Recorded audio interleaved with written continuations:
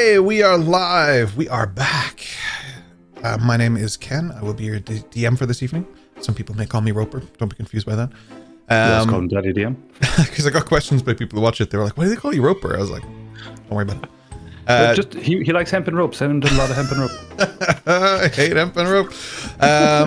We're joined today. Yeah, we can never buy any. Right? We're joined today by Ryan playing Amadriana, Kian playing Dash, Rory playing Eos, Busy playing Hatsu, Richard playing Slate, Kyle playing Eldrin. Whew, getting the cast is getting stacked, boys. Kian, I believe you are on recap. Let's hammer into this session. Which I didn't realize until like I was 30 like, seconds ago. so yeah, what kind of music do you want for your recap? And he was like, I'm on recap? Don't worry, I got it covered. Our day began with a duel of pride and power. Madriana challenged the teacher, Gig Schneezik, never know how to pronounce him. In a fierce sparring match, expecting an easy win, Gig was humbled as Madriana's precision and aerial prowess secured her a decisive victory, proving just how far she's come. Meanwhile, Dash helped Eldrin Dross cure a hangover the hard way, with a surprise plunge into icy water, glug glug. Their quiet moment at the lake turned into something deeper as they reflected on their homes, the Arcanum, and what the future might hold. Hatsu made a brief cryptic appearance, questioning Eldrin about a figure in the woods, only for Eldrin to say that he saw Hatsu there. Mystery unresolved? Probably not. Slate drifted into a haunting memory of Scorchwood Correctional Facility, standing face to face with Valthros once again. He revealed the truth of his escape. He didn't break out, he became someone else.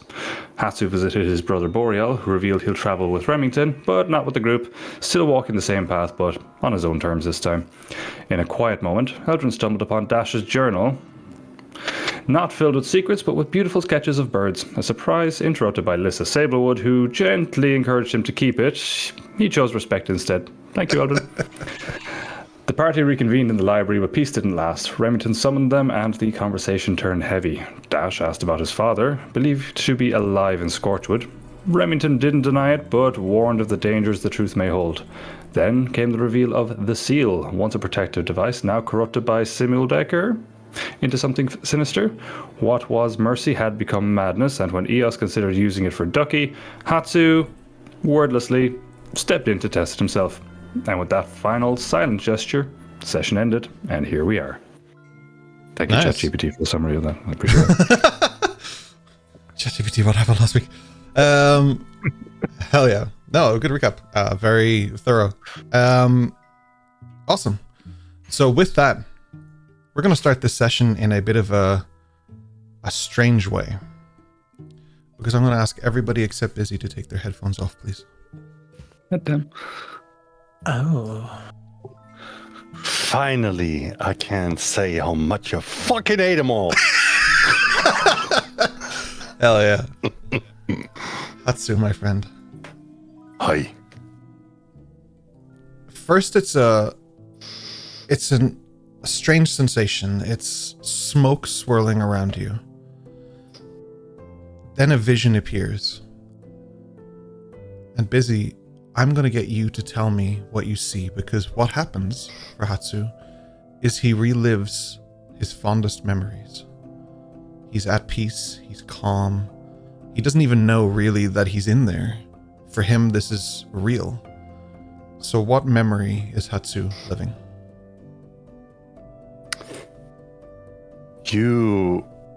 If you could see inside his mind, you would see an entrance of a cave surrounded by jungle.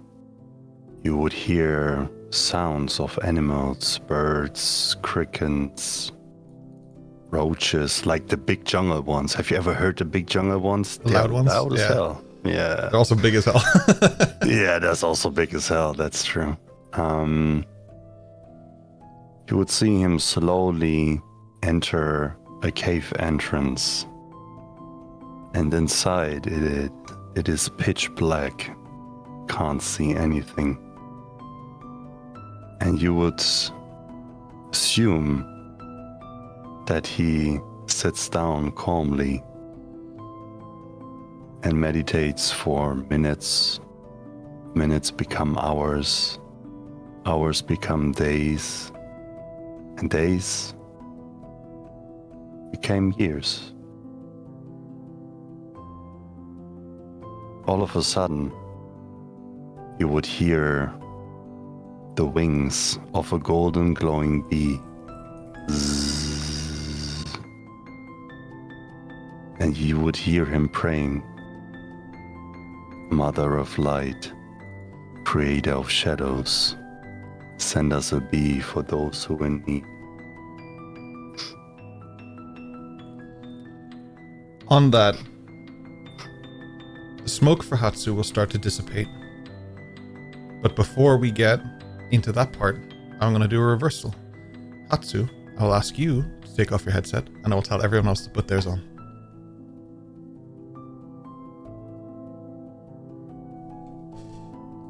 Any of them can look at the headset, please. They're all looking away. Come on, guys. There we go. You should type it in the chat. Yeah, I know, right? You guys are all like fixated on chat, and I was like waving frantically. Hell yeah. I was sitting there ready to just like resub, and I just seen. I was like, oh, look at that. What? He's here. This is your fourth week, and he's already marketing subs. I love it. On that note, for the rest of you, Hatsu disappears into the vial, into the cylinder, I should say, not the vial. He disappears in a puff of smoke, and it closes on top. I just want to ask, did I see him go in, or? You all saw him go in. He wasn't secret about it. He just jumped in. He was secret to get past you, but then he went in. Yeah. Yeah. Well, I guess we don't need to go to Saiga Natoshi no more. Hatsu, no! I just realized the Dash asked because perception is solo. Did I see it? Not did we see it. Did I see it? Yeah. So Wait, Hatsu is within there.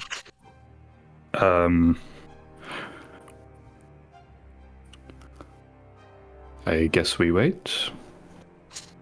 Do we throw the jar and say No. Hatsu's inside. No, don't touch. Don't. Oh, you could say, Hatsu, I choose you.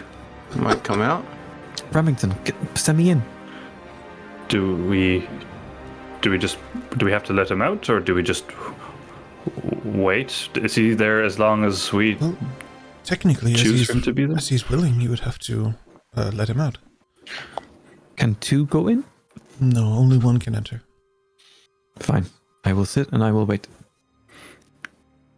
Is time different in there? I believe so. Can he see us? No. Can he hear us? No. He has no perception of the outside world. What? Then I'm going to get a strawberry milkshake and I'll be back. No You have problem. milkshakes? That actually sounds quite You can use the Oh, tray I in forgot the... this room is sealed, damn it. Yeah, you can use the tray in the corner if you'd like. We don't have any doors. Oh, yes, that'll do. would grab me one as well. He comes out, you're all just having milkshakes. I'm lactose intolerant. No. Really? I'm going to get Dash one, but it's going to be raspberry, not strawberry. You bastard. Perception check. Yeah, it's probably strawberry. There's a Madriana just in the corner, just like, Would you like for me to release him and show you this mechanism? I guess so. I mean, does he need time to settle before we let him out? Like, is it he won't be like halfway in and halfway out if we do too quick and he ends up like spaghettified? Oh, yeah. I think it's just kind of an in-out deal. Okay. Yeah, let him out. No point keeping him in there. He reaches down towards it, and underneath the sort of base of the top part of the cylinder, he twists it again and it opens. And as it does, the smoke appears. And I need Izzy to look at his computer, please. Izzy, thank you.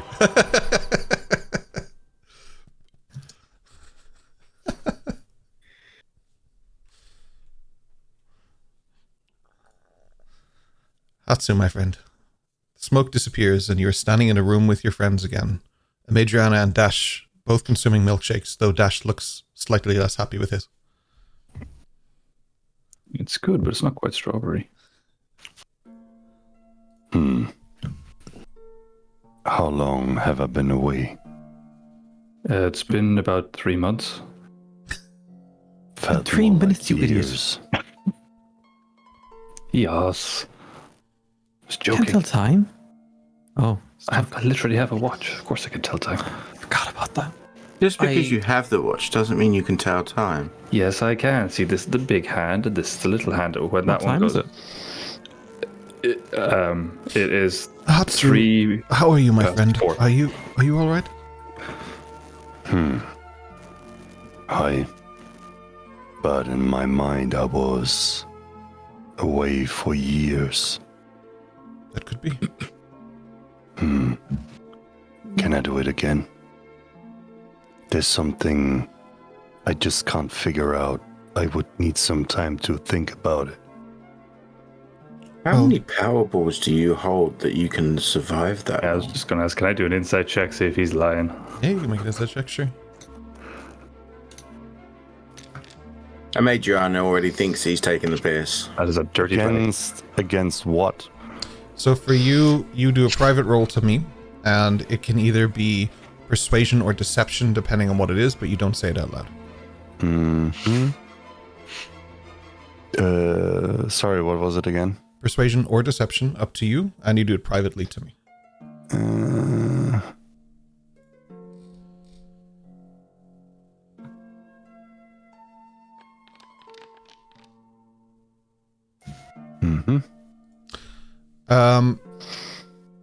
Yeah, no, it's there's something off about what he's saying. Yeah. I'll just kind of give him a look like, I'm onto you, Hatsu. Don't say it out loud, just, you know.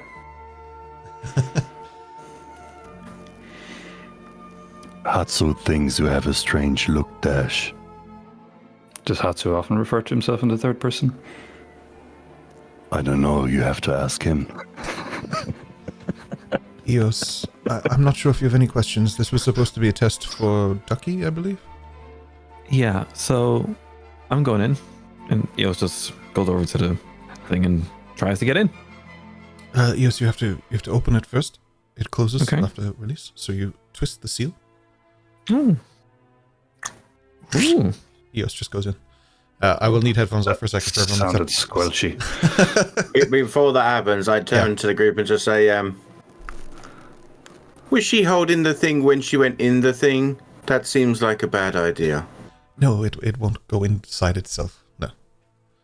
Ah, okay. As the fog dissipates, you see it on the table, sealed again. It I it can see shakes where 3 this is times to going. let you know that you caught an Eos, and then it glows green.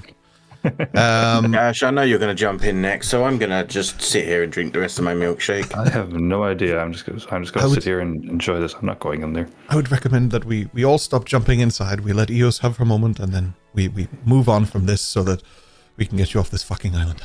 Thank the heavens, I think my stomach could not handle this. All right, headphones off for everyone except Eos. Give me a moment. Perfect.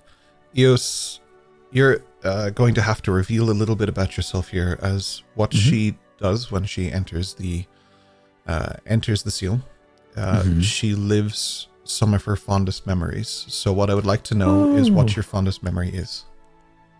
Oh, wow. Well, for Eos, it's going to be the first time she understood that she could read the books in the Undercroft, because they're all written in Seraphic. So she's going to be walking around, effectively, the Undercroft itself, understanding that she can finally read the appendix of each and every book that's been kept underneath the actual bookstore itself for whatever reason it might be. So she's enjoying that moment. That can last as long as you want it to, but remember that it's memories, so you won't learn anything new from it. wow. It's just you remembering this. But for you, you don't feel like it's a memory. You feel like you're living it. You have no awareness that you're in the seal. You have no awareness of what's going on around you. When you leave, you'll realize, oh, I was in there and this was what this was. But while you're in here, this is you right now living that memory as if it was present day. Okay? That's perfect. So instinctively, Eos is going to spend, well, she doesn't need sleep, so about 5 weeks. Sure. It's up to you. You can disperse that information as much as you want. Yeah. For you, it's just living memories. So there's no That's great. alteration to you. You don't age in here anyway. So Perfection. perfect.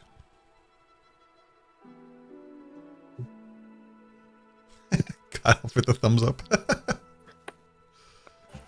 While you guys are talking, I was going to do that to everyone to see if they put them on, like tricking them into putting them on. I need like a better signal. I need to like flash my webcam or something.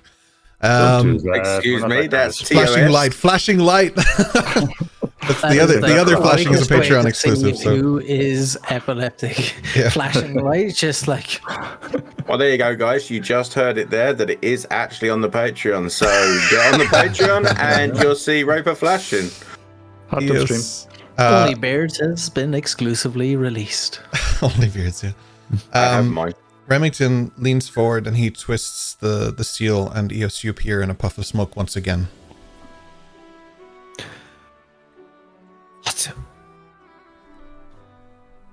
Hi.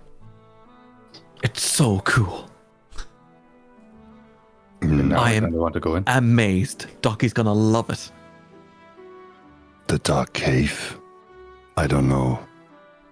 Oh, you had a dark cave. Okay. Where have you been? Somewhere that I miss a lot. I think we've only been in our minds. That was good. 5 weeks for me. How long for you? Oh, felt like years. But I might have been the replay of my memories that tricked me. Oh, it's such a nice thing. I like it. Can we keep the jar, Remington? Yes, I'll be giving you this for your current trip. I would recommend that you give it back to me once you return. But this will help you bring Ducky with you. I must inform you that there's some contingencies with this device. When you're willing, you do go in and you live out your fondest memories as if they were real. However, if you go in unwillingly, it appears to have an effect like being imprisoned in a nightmare. It does significantly, a significant amount of mental torture. So it works like Slate's book, right? I'm not sure what this book is. Drags your mind into something. Slate, I have a feeling we should have a discussion, perhaps, about this. Is that his autograph book? Anyway, we'll come back to this. Unwilling creatures in there, they don't perhaps get out straight away, but given enough time, they may.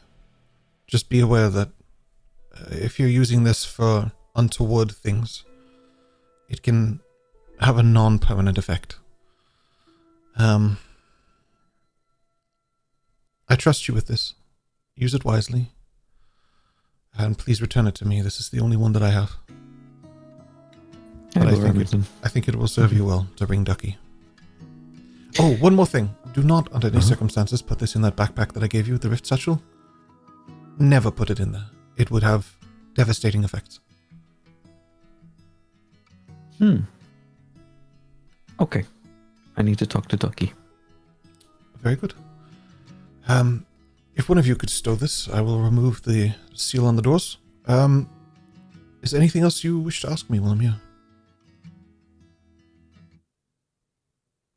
I don't think so. Guys? Think we're ready for our trip. It sounds that way.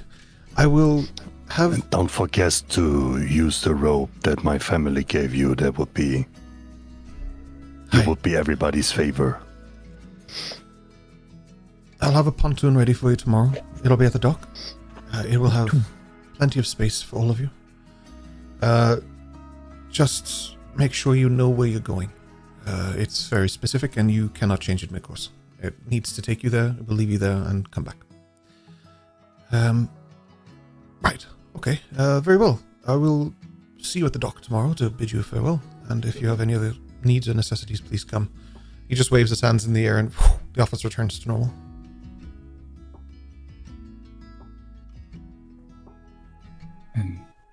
I'm just going to, assuming the rest are leaving, I'm just going to hang back momentarily as they go through the door.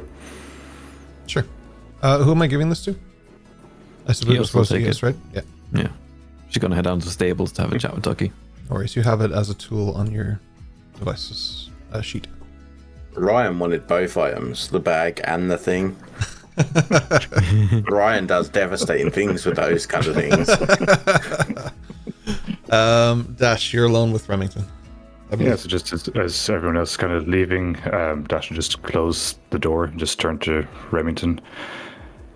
If he's alive and they've caged him for all these years, I will break every lock in Scorchwood and burn the keys.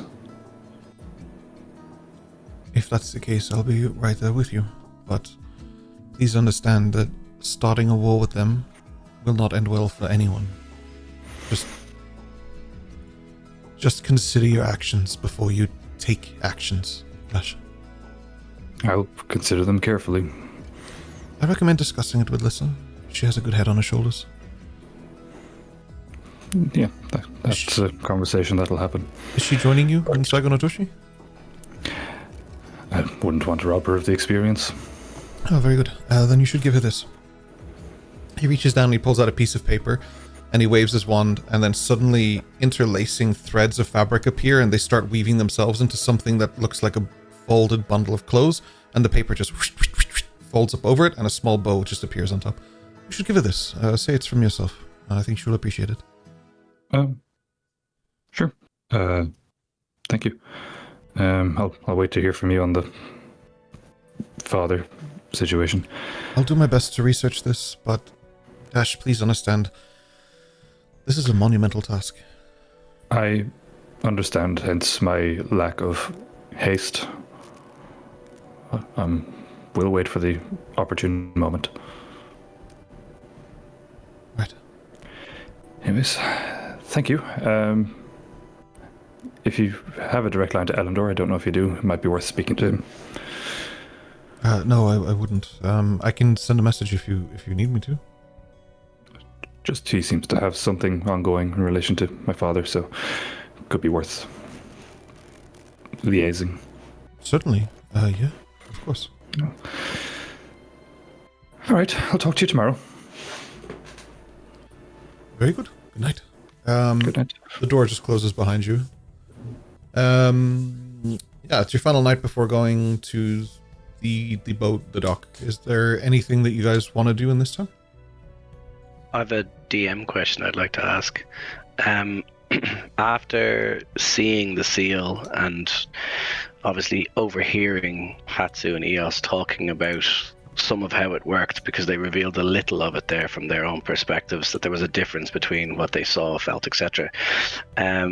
What I want to know is, effectively, have I seen it before? And moreover, is it possible I've been in one, at least at the early stages? I'm trying to see if it sparks a memory. Do I remember it? Have I seen it either in Scorchwood, or was I in one, or if I can remember anything like that? Okay, so you're trying to know about like the device itself, like have you encountered one before? I'm going to say there's no history check needed. I don't think Slate would know this exists until now. This Perfect. is... Yeah, no, this is something different. Yeah. Yep, perfect. I just have to shut myself up because I'm like about to lore dump like 50 million things, but then I'm like, oh, wait, we can't do that. You can, but it's probably best to wait. Yeah, we'll get there. I also have a question, DM question. Okay. Eldrin's knowledge of the Decker family and Samuel Decker and the, of course, you know, where he's from, etc. Is there anything that I would know as Eldrin, of course, to, you know, the extent of what he would have been up to in the city? Is there any conversation maybe I would have heard my father bring up at any point, or would I've known if he ever worked near or around where my dad worked, anything like this? Samuel Decker works everywhere. So he has his own basis of operation, but he goes to places to do things and work on projects. Your father would have been one of the few lucky people from your home that would have interacted with him as such, even in a small capacity. But it's not something where your father answers to him specifically or does anything, but like, yeah, there would be that kind of joint venture. He's always looking for the next big thing that he can build and he can do, and he works and partners with people or does it himself, depending on what the project is. Okay. Would I have recognized like my dad's work? A simple question, I suppose, simple way of saying it. Would I have seen this and then recognized and thought, no. That's my dad's work. No, this is something way outside of that. Your dad works on more like mechanical things. This is something far too intricate and delicate for him. This is something that Remington and Samuel would have worked on together, but just the two of them. Yeah. Thank you. Mm-hmm.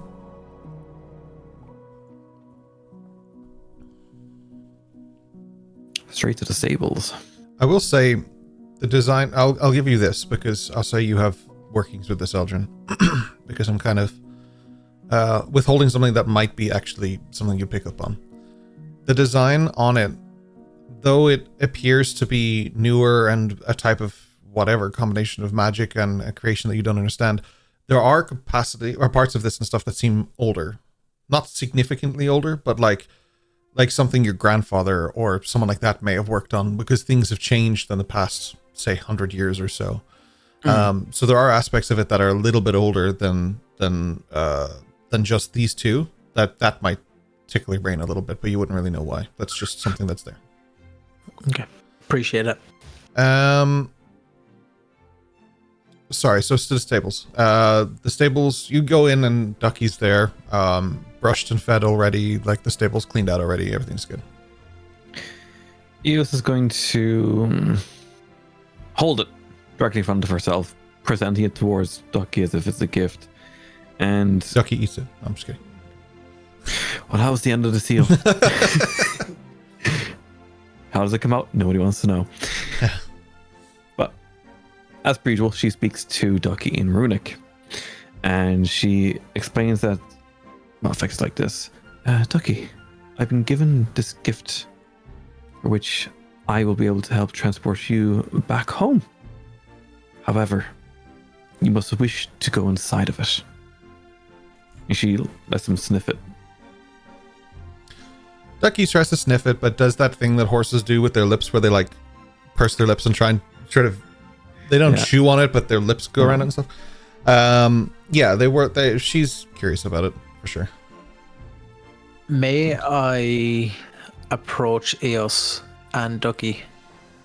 And as I approach Eos, I just turn to her and say, "May I?" And I hold my hand up as if to kind of stroke Ducky and just kind of nurture him and just kind of calm his nerves. You can if you wish to, if he lets you. What I ultimately did to DM is I'm looking to try calm him and do kind of like animal handling and just relax him. Yeah, you don't have to tell me the animal handling part. I got where you're going. You can roll for animal handling, absolutely. And that one here will ruin his relationship with Eos forever. Yeah, this is a serious roll. 22 though, you're good. Cool. So Ducky is a little bit like confused at who this person is. But immediately there's a calm that you only have ever seen when you calm Ducky. There's something undeniable about the way that Eldrin understands how Ducky works. And Ducky is resonating with Eldrin like they see something in Eldrin that's familiar to them. Eos will explain to Ducky in Runic, this is Eldrin, he's part of the friend group. So that, some kind of understanding that Ducky will have. I don't know how to speak horse. Yeah, I don't know where I'm going with this. That's good. And holding it up again to Ducky so you can clearly see it. Tomorrow morning, I will put you in this if that's okay. And she'll give him a little pet. The objective here is to present it as a friendly thing to him, not as a threat. Yeah, no, absolutely. You can make an animal handling check if you want to see how well it was taken. That's completely fine. Here we go. Just let me know the number when you have it there. It's not good. It's the 3. I'll give you the benefit of Eldrin's part of that, and I will split the difference on it and say that it was just like if it was just you, Ducky was a bit confused and perplexed, but the calm that Eldrin brought over the horse sort of gives it that kind of bonus boost, and I will allow that. Technically, I'll also give you that. Yeah, I'll also give you that because I should have given you advantage because you know Ducky so well. So I'll give you the split difference, and it's fine. Yeah. So on your way out, as you both walk out, one of the parts of the stable that's quite sealed up, there's a door there with kind of like a metal window that's a little bit higher. You just hear suddenly like a horse sort of freaking out, almost like it starts kicking the stall at the back. It starts like there's a weird sound of like and it's just there's something strange, but it starts panicking as Eldrin and yourself pass the door. Hang tight, Eldrin, something's not right. It's not Ducky. I'm gonna head over to the other side to see what it is. It's like completely freaking out and panicking. It's like woo, like it's going like steady. It's like making a lot of noise, and it's pounding against the walls and the doors of this of the stall. You've been in here dozens of times. Never once has the creature within here freaked out. Creature within Can we here. see over the stall, or is it too high that we can't see it? No, it's a rather large door. There's a lock on the front of the door. It's not like padlocked or anything. It's just bolted. So you could open it if you wanted to. But there's a lot of like... Yeah. Ruckus. Is ruckus the right word? I'll go with ruckus. Yeah, it'll work. Okay. Slowly crouch down. Eos is going to try and lift the lock and, if possible, slowly open the door to stick the eyes in and see what's going on.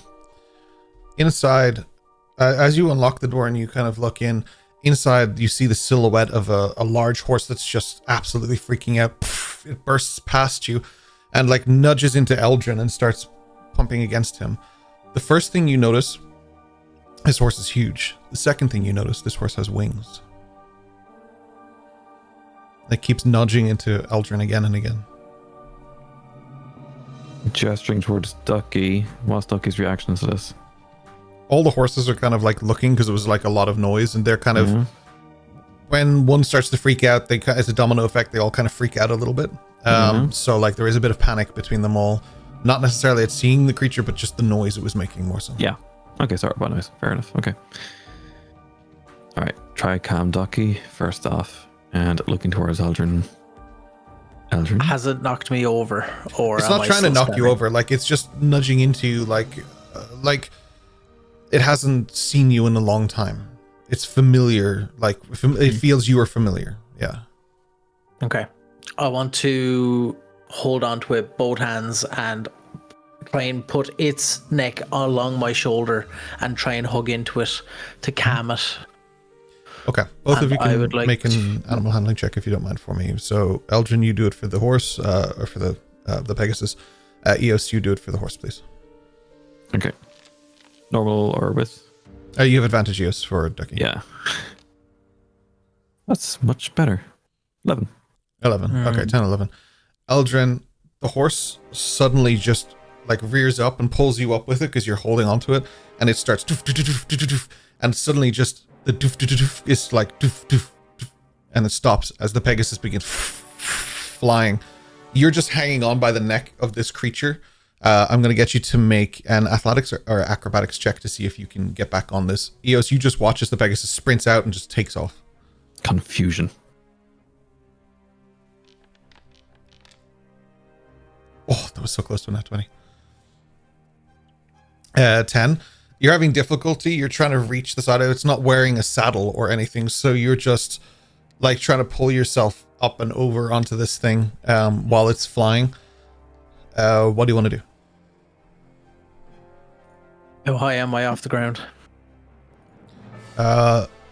20 feet, 30 feet, 40 feet, 50 feet. You're elevating. I'm climbing. Okay.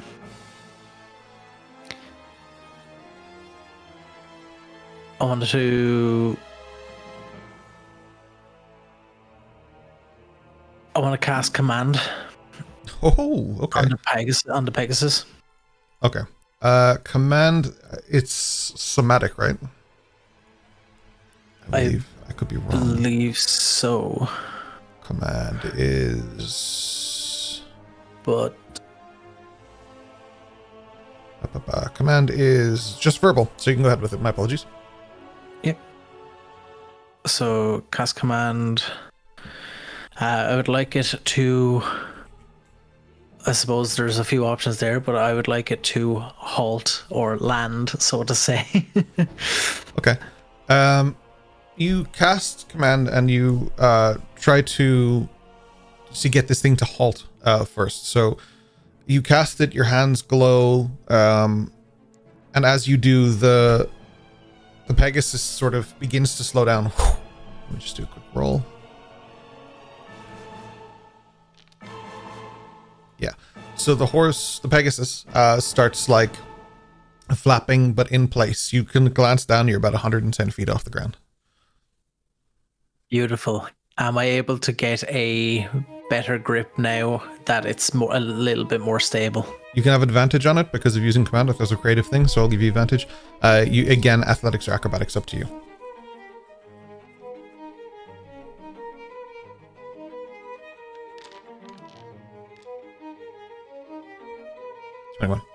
Okay. Yeah, you managed to get up on top of the Pegasus and find purchase on it. Yeah. Okay. I climb up on the Pegasus and I'm sitting. I can see the landscape. I can see everything around me, and there's a breath of fresh air hitting me, but all I can feel is the pressure in my lungs from just the sheer adrenaline of the moment. And I just rub my hand down along the Pegasus and I say, "Let's not do that again, little friend." And as I start to try steer him down to land. Okay. You find an unnervingly, like a calmingly, apologies, I set you up there for failure, I apologize.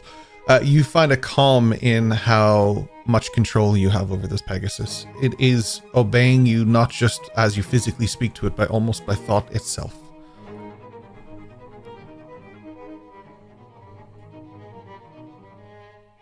Beautiful.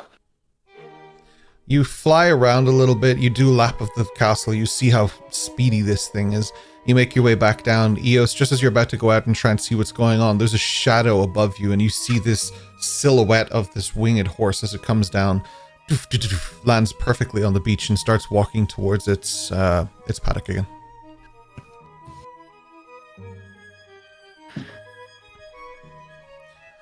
I should also point out, you don't ever get the impression that any of these horses are trapped here, including this one. This one just has a much more safe section because of how boisterous it is.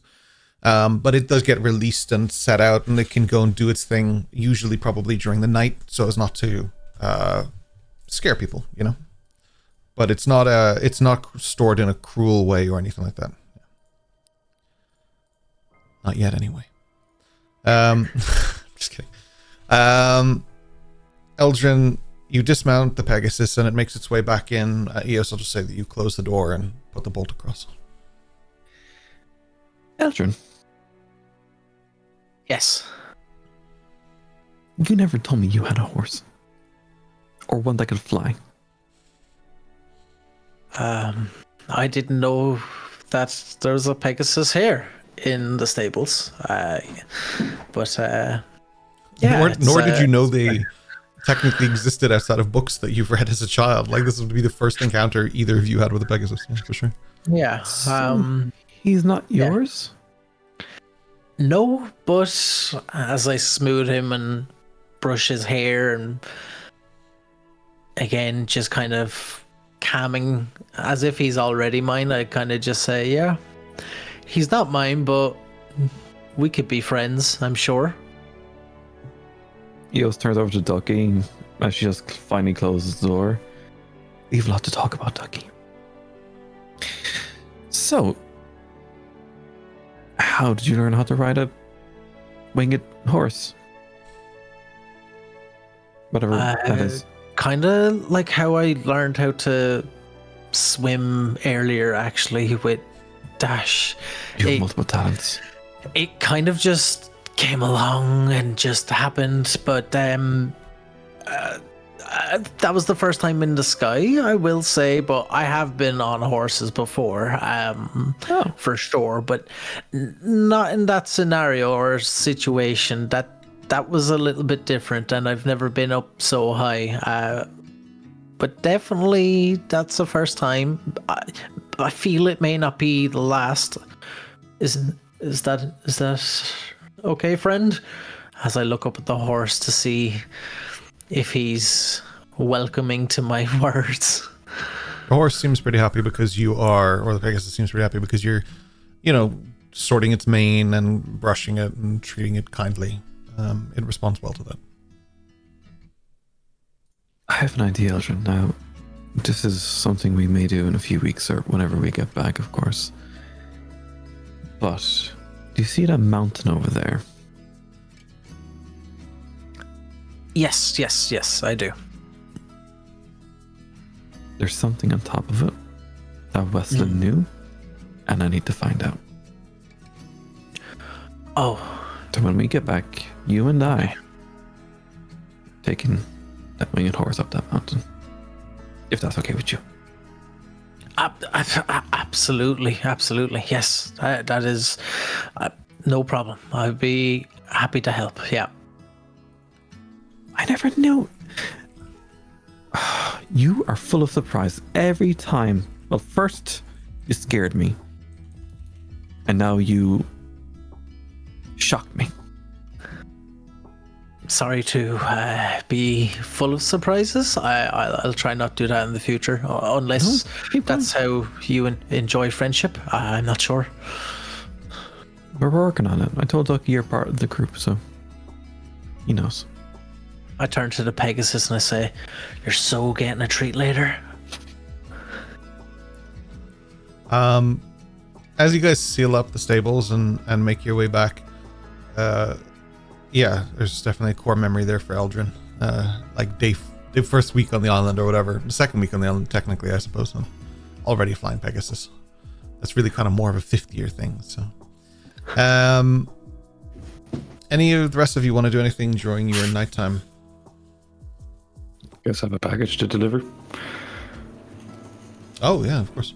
I was like, you do? Did I know that? No, I do know that. You're right. Yeah, so I'll just do that. Go back to Alyssa. Wait in the room for Alyssa. Fuck knows what she's up to. But I'll head back to the room. Either meet her there or wait for her. Yeah, you go back to your home and Alyssa is already there. She's just reading a book. Got a present for you. Who did you steal it from? Full disclosure, Remington told me to say it was from me, but, well, there's no point lying to you now, is there? Unless this itself is a lie you are using to disarm me. I know better than to try to disarm you, darling. Here you go. She lays it down on the table and she pulls the string and just like almost magically it unfolds perfectly and reveals an outfit that it looks like, as she holds it up, it looks like an outfit that she would wear. Like it has kind of leather to it, but it has these extra flowy parts that cover every single place where you would hide a weapon or a tool or something. It has all these little pockets on it. It is a leather arm in itself, but it is in the same traditional and customary way that Saganatoshi would look. That looks beautiful. You should try it on. Yes.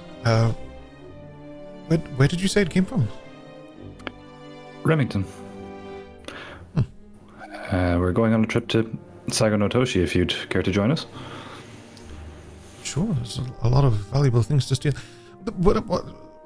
Why did he give us this? Or me, I suppose. I can only assume he thought it was pretty, and likely helps to blend in where we're going. Very good. Show respect, I guess, at least.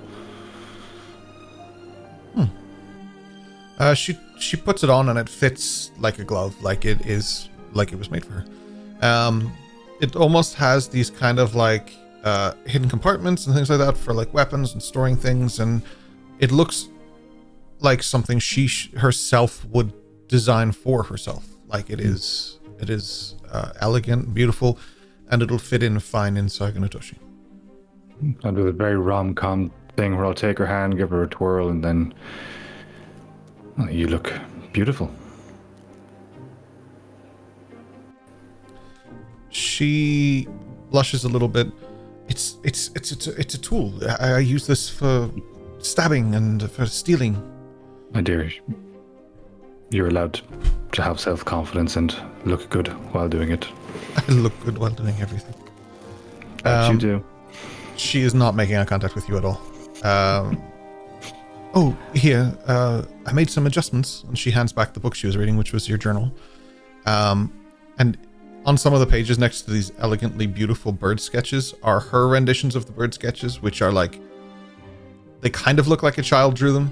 Like they aren't perfect, but she's trying and she's learning, and she thought it would be something that you would like. Just close the book and I kiss her. Thank you. I love it.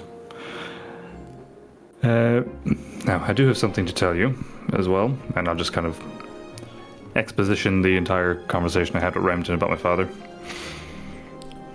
So you think he's alive? I'm close to 100% sure. So, Then why are we going to inevitably, I'm going Unofficial? Let's just...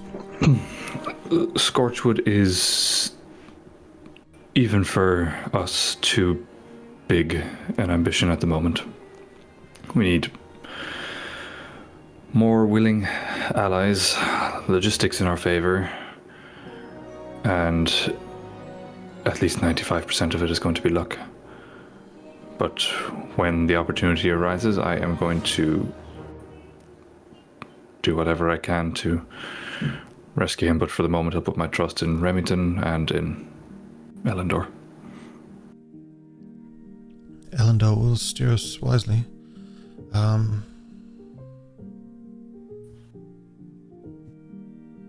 Wow, how do you feel about everything?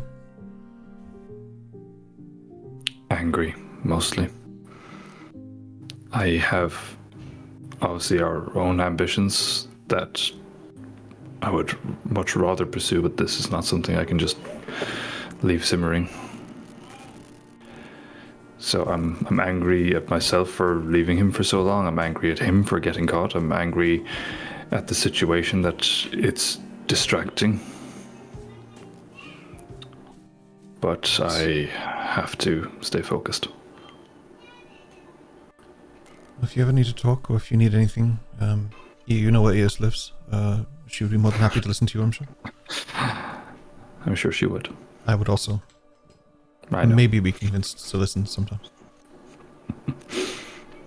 You know you don't fool me, right? I should probably give you this back too, and she hands you back both of your daggers. Wait, what? I don't worry about it. It's just, they looked very nice, and I wanted to see if they would fit these new holsters that I have. Yeah. They do, by the way. You can't fool me emotionally, physically, obviously, yes. Just stow them away. Dash, if he is there, we will get him back. Oh, I know. Failing is not an option there. Have you told your mother? No. What does she think happened to him?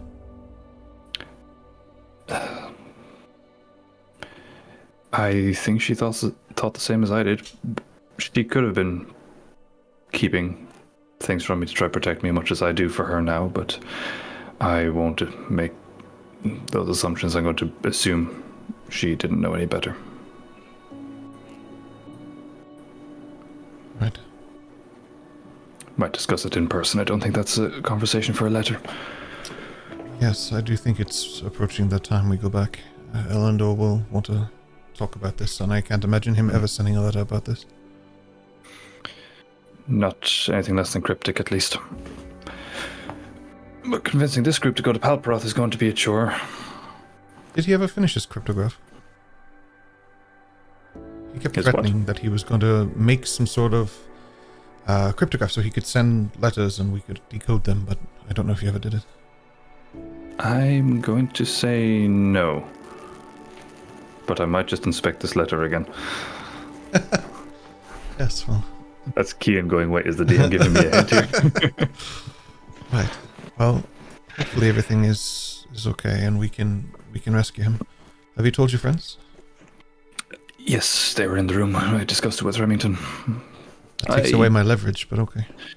Yeah, I let them out of the room before I said the whole burn Scorchwood to the ground thing, but they heard the rest of it. So at some point we're going to Scorchwood. And I thought the And scariest thing I would do in my Scorchwood. life is fight a giant flaming person who is sort of maniac, but yes. I'm beginning to think that won't even be top 10 by the time we're done. What have you dragged me into? Adventure, I'll take it. excitement, stories to tell. A hobbit craves not those things. Yes. Well, One foot in front of the other, darling. As we close out there, is there anything anyone else wants to do before nightfall? Just as they finish their conversation, from the outside, they would hear like a and his Hatsu's attempt to call in for Ayame. Oh, right. Yeah, Ayame would That come sounds out. like a black-tailed warbler to you. I don't know what a black-tailed warbler is. Ash. Oh, I'll show you. Just flicks through the book. As they look at the book. Yeah. Ayame shows up quite quickly to you, Hatsu. She doesn't like run or jump through trees or anything like that, but she does come over to you from wherever she was. Yeah. How you doing, Ayame? Good. I'm excited to go home. Me too. Have you discovered anything in the woods? No, just these strange plants on Westland's grave. And I often hear Delphine speaking to herself and laughing. And sometimes crying. Oh, she's not speaking to herself. There's someone with her. You can't see him, but sometimes he lets you sense that he's there. Strange. On my way home, I'm not sure how to phrase this. I'm also sounding like Lissa. Whoops. I'm not sure how to phrase this, but Eldrin, the new kid, he was on a flying horse. Sounds like Remington. Yeah. Maybe he hasn't introduced him to the things that he has readied for him.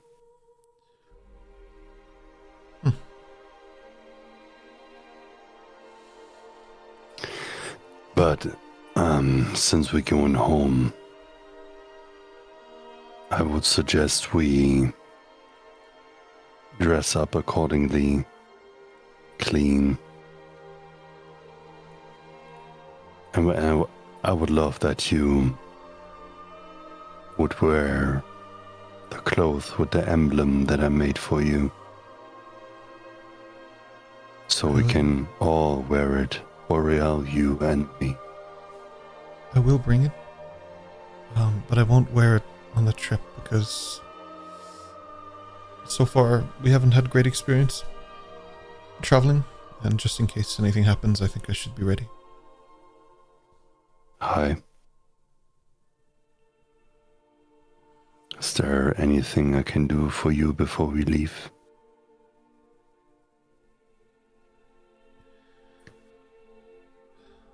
It'll be nice to see our friends again and our family.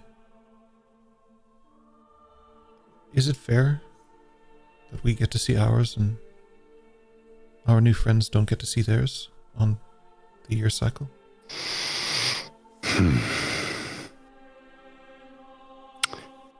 I think Father invited us for a reason. There's bonds that have to be made. And I'm pretty sure we will also be able to see their homes as far as possible. I think the way that we started walking is gonna be a long path. And I think Father knows that for this way, we will need a lot of networks and allies. I think it's more, how could I say, an introduction into a new world rather than a family visit. Yeah. That's true. I'm a little excited to see Pauperoth. I've heard that it's incredible. I would like that. Every place has its beauty, I think. I'm happy to explore them all. It's exciting that soon we will smell the trees. And we will see our families again. But before we leave, I want to show you something. And as he says it, he runs to the trees that he was training at as fast as he can. He walks up the tree, backflip, and lands like a freaking cat in slow motion. You can wrap your hand around that. How did you do that? There's a lot of magic in this place. Sometimes it just makes click.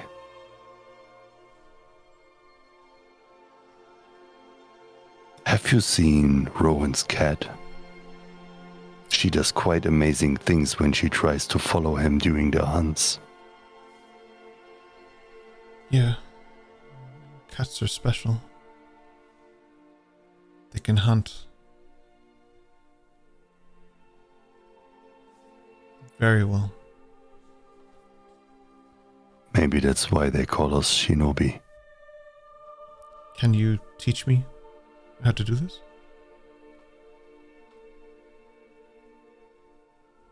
I will try. If you teach me this, I will teach you how to make the Fujiwara power balls. I know you love those. It's a secret recipe handed down only to Fujiwara, but... Deal, I guess. She smiles.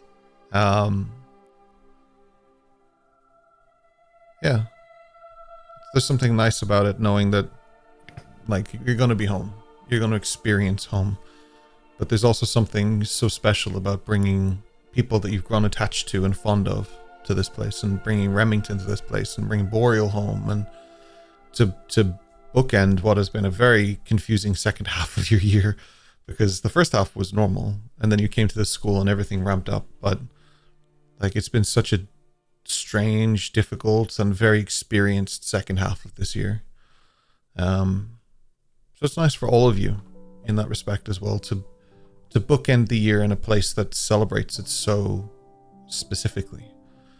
All of you would be aware of Saigo Notoshi in some way or another, and you would know that the celebration there is second to none. It is said that they celebrate it in a way that no one else has. It's one of those things that people talk about. I need to see this before I die. So this is an opportunity for all of you to see that. Are there any last minute things that you guys want to do before you approach the boat? Any last minute preparations you want to do before you leave? Yeah, you will head up to her tower in the dorm. Head on up, take a nice hot bath for a while, and look around and stare at the scales for a few minutes to see if they slowly go back to where they should be, or otherwise. The scales signify the balance of Eos's mind, yes, but also her psyche, her emotions, her presence. They're still unbalanced. They haven't found their balance yet because Eos hasn't found hers. And especially in light of these visions or dreams or nightmares or whatever they are that haunt Eos every time she closes her eyes, it's certainly something that can't possibly bring you peace. That can't bring you the calm that you need to find center. But as the scales do kind of tip and teeter back and forth, whenever they do find their balance, just for that microsecond, there is a faint glow, a pulsation. So something tells you that when you find your balance and your creativity is aligned and your emotional state's aligned and your everything that you're channeling that's so chaotic, like a storm within you, becomes more like the calm summer night that you love so much in your tower. Something tells you that scale will unlock something for you. There's something there, but even if you wanted to, you just don't have the headspace right now to figure it out. Yeah. She absorbs that moment. Left arm goes over to the book. It's about 3/4 of the way there. Fine. And she goes back to her book. Night just fades away for her. And if that's everything, the night fades away for all of you. I just myself, while bringing the Pegasus back to the stable, I'd just like to see if there's anything on the Pegasus, like maybe to signify maybe a name that the Pegasus has or anything like that. There's no marker on the Pegasus, there's no branding, there's no damage done to this beautiful creature, but there is on the door at the front what looks like the calligraphy writing of the letter R. There's probably only one person in the whole school who would have something like that. So when I see that, then I make sure the Pegasus is settled, and I reassure it that I'll see it again. As I give it one last little pet, and I head for Remington's office, if possible. Sure. It's getting quite late. So when you're heading back, it is, like you catch Remington as he's sort of leaving his office. Ah, Eldrin, what can I do for you? Hi, Remington. We've had very little time to speak. Of course, I've been getting quite up to date with everything going on, and of course the disappearing act in the office earlier, and being with Dash and surprise swimming and different things. But I went for a little bit of a journey today. Are you aware there is a Pegasus in the stables? Yes, of course. I suppose you're aware of it now. Very. Not my first flight, so to say, but first surprise flight by Pegasus. We'll put it that way, for sure. But yeah, we did get quite familiar with each other. A few hundred feet up, I would roughly. imagine so. But, yeah. You yourself come from a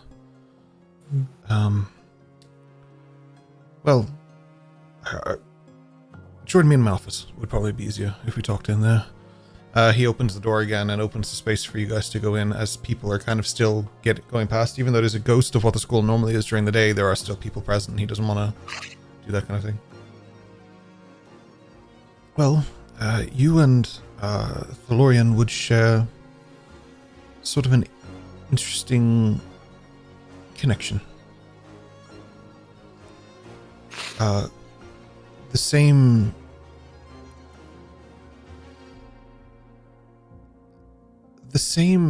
interesting markers that go through your blood would also go through Thalorian's. I see.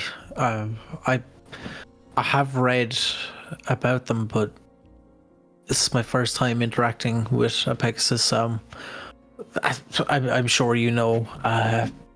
Of course, not many are in the stables of Brixunder, of course. Of course. Well, as a Dawnmarked Eldrin, your lineage is sort of noble, as is Thalorian's. My cat is currently digging as close as my foot. Thalorian is, well, it's identifying with something within you, Eldrin. I felt that. I felt, although it was taken by surprise and I was also taken by surprise, I felt it seemed to calm quite easily. He seemed familiar in a way. Yes. Do you feel a kinship with this creature, or?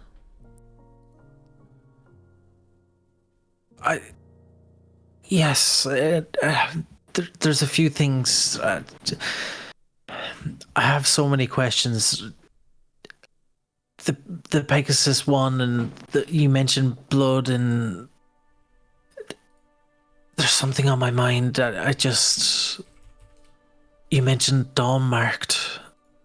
I've never been called this before.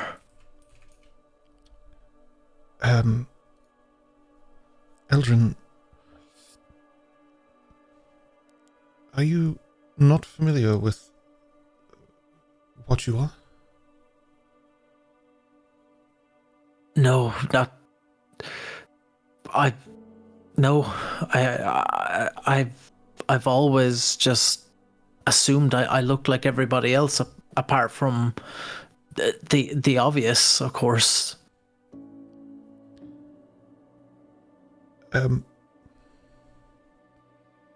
It's entirely up to you if you wish for me to talk about it. If you're ready, I don't want to overwhelm you, but at the same time, I can shed light on it if you need me to. Please. I feel it may help with understanding who I am and feeling that I can accept myself, of course, understand where I came from and why I am different.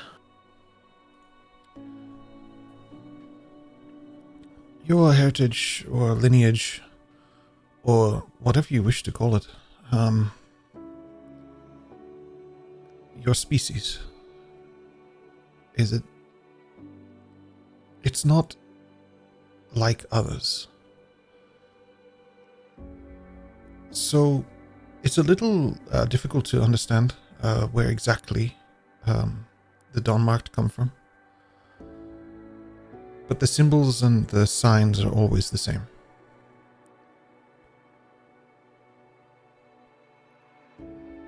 The prevailing theory, based on what it is you can do, is that you are almost a descendant of the gods themselves, Eldrin.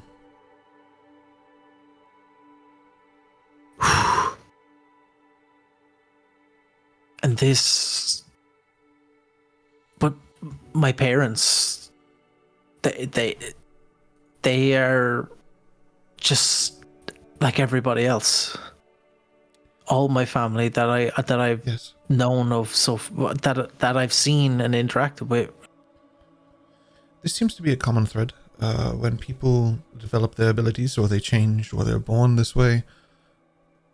It doesn't seem to be genetically visible on everybody. It seems to develop, especially in this day and age, more frequently, but it seems to develop on the child, but not necessarily be apparent on the parents. But you as a Dawnmarked, have some bloodline or relation, or it could be something that predates the fracture, I don't know, but you share a lot of similarities with those who would believe, we would believe to be descendants of what we would consider to be the gods. Now, the gods, they could be real, they could not be, they could be, and they could just be very powerful magical beings, and people revered them as gods. It's hard to say, but it is believed that through the blood nick of the gods itself, you were created. This leads to more questions than answers, but one answer definitely explains these. I take off my goggles and I'm looking at Remington face to face. All my life, I thought I could find a cure for this, but this is the gods. Yes, though I don't know which one necessarily, but yes. Do you feel specifically attached to any one god?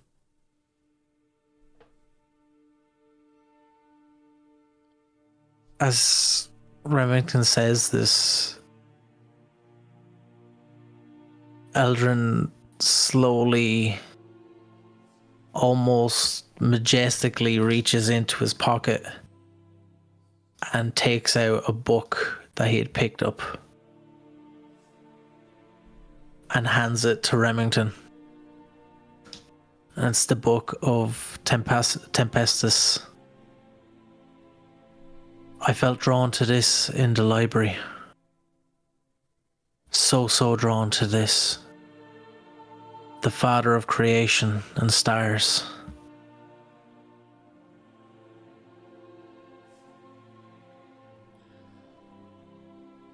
Yes.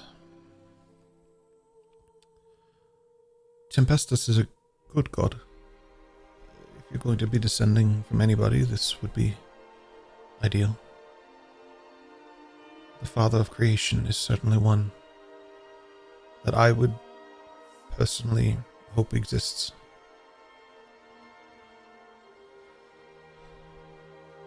Just remember to stick to what this god represents to you. It is believed that your powers will grow and change and adapt. You will see things you didn't know were possible. If anyone were to be able to locate, find, understand the gods, it would be a Dawnmarked. Be careful who you tell your secrets to. I trust those I've put you with. But there are people who would love to get their hands on a Dawnmarked. And what would happen to you, I do not know. Just be careful, Eldrin. Put my goggles back on. I fix my hair. Thank you, Remington. Yes, of course. I know we don't know each other extremely long, but you show me such care, such guidance in such a short amount of time. I feel I need to repay you or in some way, but I know you, of course, would not accept it, and you just wish the best for me. I can already tell. There is something that you can do for me, Eldrin. Instead of paying it backwards, pay it forward. Help others. Do the right thing. And make us all proud. That is what we ask. Do good for this world. There's enough bad in it already. I will do my best.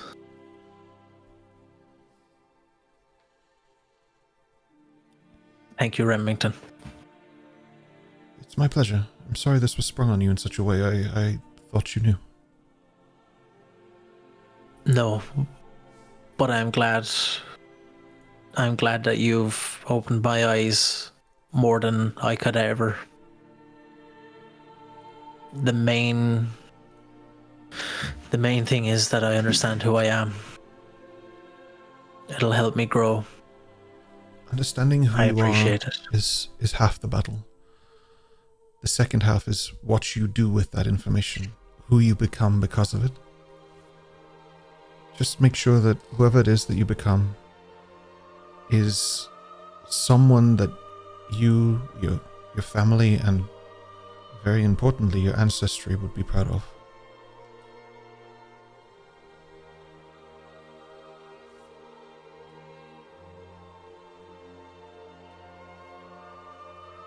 I'll make them proud. I will find more about them. I will take time. I feel I may struggle with sleep tonight. My mind will be racing with questions, but I will sleep well, I'm sure, in some night soon. I'm sure our journey to Saganotoshi, of course, should be a long one, but I will get a night's rest, of course, in between now and then, I'm sure. Just remember, Eldrin, in your pursuit of doing good and bringing good to this world, do not break yourself just to fix others. Just do what you can and do your best, and in the meantime, fix yourself as well. Find happiness and peace. You don't have to walk through life fractured, anxious, afraid. The people who like you for you will always like you for you. The people who get to know you and really understand you will always be at your side. The reason I put you with this group is because I know I can count on them. And I know most importantly that you can. You don't have to worry. You don't have to change. Just be yourself. They will guide you. They will help you. As you will guide them and help them as well. You're all part of a puzzle. Each piece intricate and different. But together you're stronger. I hope you enjoy your time in Saganotoshi, Eldrin. Thank you. Apologies for taking so much of your time, and of course arriving unannounced. I will leave you be for the night. Thank you, Remington. Good night. Good night, my friend.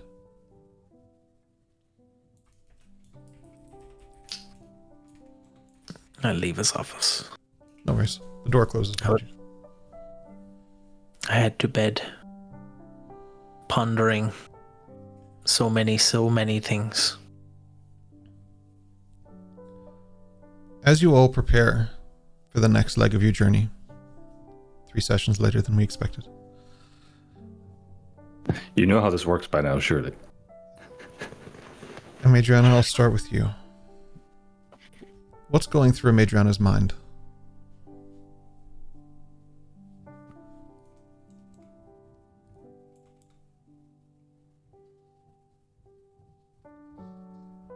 You're on mute, buddy, I think. I thought you were pondering, Hello? but I just... There we go. Now I can hear you.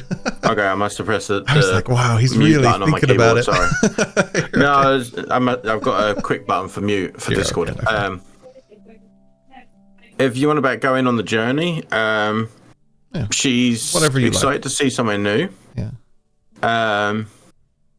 She's not particularly keen on the boat trip. It's like it's all right, but like, Yeah. you know, she's not of the water, she's of the air. Hell yeah. Kind of. Ryan's not fond of the fucking water in D&D either. I was about but to say, I'm nearly sure anyway, that's why you took a flying character. She's kind of apprehensive a little bit because it's like her whole thing is about gathering the information. So this is good in one way, but also it's kind of information she wished she didn't know. Because despite her best efforts, the people around her are okay. So she doesn't necessarily want to divulge anything she shouldn't be. So she's a little apprehensive, but she's excited too.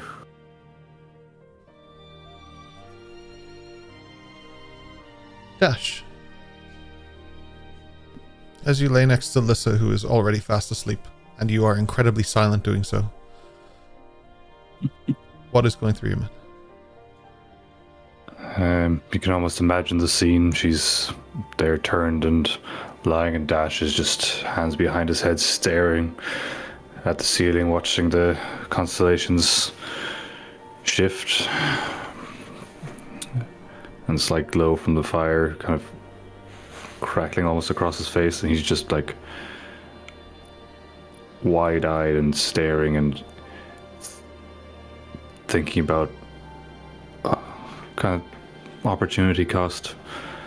I suppose if he ignores Scorchwood now to go to Saigo no Toshi, which he knows he has to do, is he condemning Marcus to torture, more torture? What if he's on the precipice right now where he could be saved and any longer he can't be saved? But also, what difference does it make? He's been there this long. Surely that point is already passed if it's going to pass. So what's a few more weeks before we get there? He's slightly doubting his trust in Elendor, given that this secret was kept from him, but he's outwardly choosing to keep face and show trust in him. To a lesser degree with Remington. And when he eventually does sleep, it's short and troubled dreams. He's dreaming of fire in cells, locks cracking under the intense heat, screams of his father, and he'd kind of wake up in sweats and then go back to sleep, and he's trying to refocus, and he's dreaming of disrupting supply caravans and smashing crowns on the floor. But it's angry dreams that he keeps waking, going back, and it's that cycle throughout the night. And he'd wake in the morning with circles under his eyes and just looking a bit paler and just not as dapper as he normally would when he's heading off on a journey. So he doesn't even think of the trip at all. It hasn't crossed his mind during the night. When you awaken, Lissa isn't there at the moment. She's gone to get ready, but there is a coffee brewing on the side of the table for you. She knew you were restless and wanted to help you extra kickstart your day. Grab a coffee, and he's going for a quick cold swim to get rid of these circles before going to meet everyone else. He has to maintain the illusion, keep his mask on. Yes. What are you experiencing the night before? Eos doesn't sleep, as we know. She sits there, legs crossed, arms behind her back, looking up, arched towards the sky, watching the stars go past. She's thinking, what is inside the seal for Ducky? What will Ducky experience? She's concerned about his well-being overall, considering what happened to Hatsu. Has time passed for him? How time passed for her? Then it hits her. Time passes very slowly for what Eos is. She was fishing. She saw the way the water moved along the river. Her river moves very slowly in comparison to others. So she's contemplating life and the journey we all fall upon. Moments before you awaken to start your journey, once again you're plagued by that same dream. Ever vivid, you smell the seawater, the salt in the air, You feel the rain on your skin, and you feel fear in the men and women around you, running frantically on the ship. And again, a large creature emerges from the water and strikes down upon it, and you awaken in the blackness of its maw, sitting upright in bed. Or you meditate, so sitting upright anyway, but more upright. Posture excellent, heart rate high. Hatsu, how was your night before? Hatsu would go through his usual evening routine, but he would take a lot of care in his clothes. He would clean everything properly with the cleansing stone. He would make sure that everything is straight and where it should be. And he also tries to emphasize the new emblems that he did put on the cloth with like a little golden border, if that makes sense. First he attached it with like black quartz. Now he's doing like a more delicate work to give it more presence. Then he would get Kazejoba out and would give the sword all that it needs. He would take Ayaka out and also make sure that everything is perfect and well maintained. Mm-hmm. And before the night turns to an end and he got a little bit of his rest, he's thinking about the cave again and how time has passed for him during that time and the struggles that he had coming back to society, in quotes. With that in mind, he starts to write a letter to his father in the hopes that the letter will arrive before they do. And with that letter, he moves towards the school to give it up in the post office. No worries. And while he's walking at the beachside,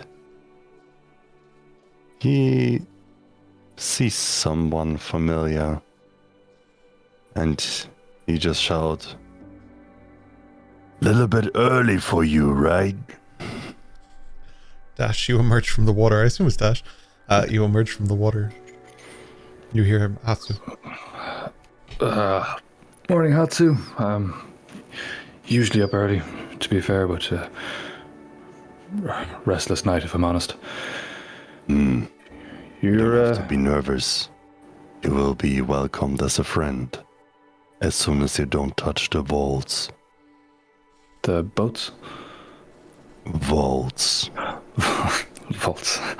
You shouldn't do that. Good. He had I some know, water I'm in his... just telling you here and now. Please. I You have won't wake up as a golden boy. You would wake up with a rope around your neck. I have no intention, Hatsu. I have far too much respect for you and your family. But I appreciate the warning, it's nonetheless. not me. It's like my family takes the law serious. And people that rob will get hung. There I'm will just be warning you. there will be no thievery by me or Lissa while we're in Saigo no Toshi. You needn't worry. You I mean, you shouldn't try anyway. It's way too difficult for you. really think so? Hmm. Ah, I thought you knew me better than that. Hmm. Where are you off to? Just trying to get this letter home before we arrive. Will it get there before you? I think Remington has his ways. If they can't secure that it's been faster, I will give the letter with Remington. He might be there before us. Fair enough. I shan't question your methods. Is there anything specific that I should bring? Anything I could, in such short notice, bring as, I don't know, a gift for your family? Whatever you see fit as an honorable present. I was considering if there's I'm quite good at drawing. I could draw something for them that might be acceptable. I don't know if Psychonotoshi has like a... Ooh, my mom would love that, I can tell you that. Does she like birds? They're my specialty. Oh, yes. Flowers and birds. I think I could make quite a dashing combination of both of those, actually. Have you seen Ayama's good clothes that she wore when she arrived at the college? I do recall, yes. There's a lot of flowers and stuff on her clothes. That's very common in my hometown. Wonderful. Well, while we're on the boat, I shall draw something for your mother then, combining that with my own style. Pretty sure she would love that. Wonderful. Well, I'll be very excited to present it to her. Arigato, See Hatsu. you in a little bit, I guess.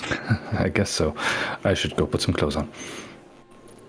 Oh, I forgot you're swimming naked. Just half naked. Just wearing a long t-shirt. Slate. White, which is You pointless just water. you just recognize that Hatsu does his best job to not look at you directly at all. Just like indirectly, like he's here and you're like looking that way. Yeah. Slate, how was your night before? For Slate, it's quite a turbulent couple of days, mentally, physically. So I think it's return to his room, return to his routine, his solitude, and a preparation for what lies ahead. I mean, it was quite a lot of, per se, bunking together quite recently. We've just got back, and now we're about to go again. And, I'm quite aware that there's a lot going on with me, and, with the ooze, etc., that I absorbed, etc. There was a watch placed on me at one stage, so I'm sleeping with one eye open for myself. That's sort of the idea.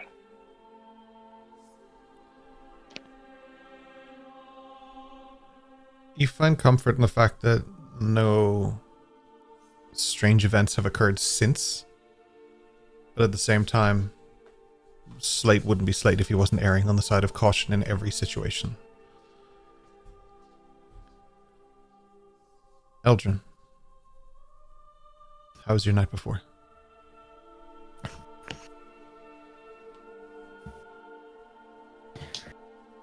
I'm resting in bed, reading my book, trying to see if anything resonates with me, anything is drawn to me regarding the book. Just over and over, just keep reading the words that Tempestus is depicted as both a creator and protector, and the protector part just booms through my mind constantly and just almost pulls on the heartstrings that when Remington mentioned to, of course, help others, it was almost like Remington knew when Eldrin was younger and he wanted to protect others when he left to get his first job, and it brings back these memories, and it's like he mentioned, a puzzle, a jigsaw. Everything fits together in a way, and in Eldrin's mind, these things are slowly, not 100%, but they're slowly falling towards their right place. And these things are just echoing through his mind throughout the entire night. He spends the night without his goggles on. He lays them to rest on his locker beside his bed. And he just stares up at the top of the room, just taking in the silence, taking in the feeling of just being him, being Eldrin Drosk.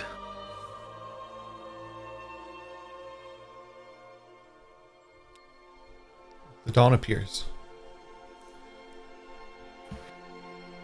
All of you begin making your various ways to the boat.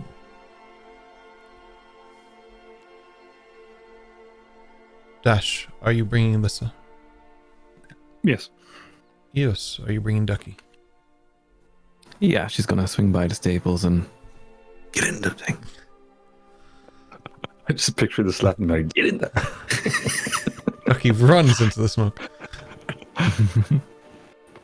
And you hope that it's pleasant for them. Yeah. You trust that it will be.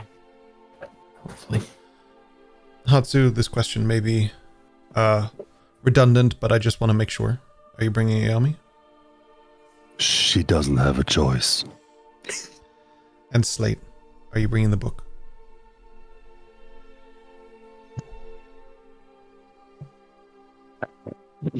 Yep. The book and chicken. Book and chicken. Excellent. Mm-hmm. With that, you all meet at the dock. Dash fashionably late, but the rest of you there and waiting. And you see Remington coming down the beach. And that's where we'll take a break. We'll pick up in the second half with ourselves making the trip. The next question that I will ask you is, where the fuck are you going? Because I do need to know. But you guys have the break just in case you need to discuss it or anything like that. You are more than welcome to go whichever way. And if you do have questions for me, we will do that in the next half as well. Just about the map and stuff like that, so that it's done on stream. Thank you for joining us at the moment. We'll be back shortly. For those of you on YouTube, it is just a quick interlude. But those of you on Twitch, and those of you in the podcast, of course, it's quick as well. Those of you on Twitch, you may do a boss battle. We will do a prediction to see will you guys manage to defeat the boss. It should be easy. Easy mode, I mean, not easy to defeat. And use exclamation point, whatever class you want from the list that'll appear in just a moment in chat. And then you just take the boss on your turns. I don't know who's about to say something. Okay, we're good. We will BRB. I just had to do it. Oh, sorry, of course. We will BRB. I hope you enjoy the break. Enjoy the videos that are looping, and we will see you here in about 10 minutes. Thank you. Hey, we are back. We find our party sitting on the dock of the bay, waiting to... Sorry, Kate, man, I'm sorry. Rolling. Wait, Remington. Don't give me 2 earworms. Remington makes us take inspiration for the dance. Hell yeah. John Krasinski, much love, brother. Hell yeah. Cool. So you, Remington comes down and he presents you with the question as promised. So where do I set this to go? Where are you going?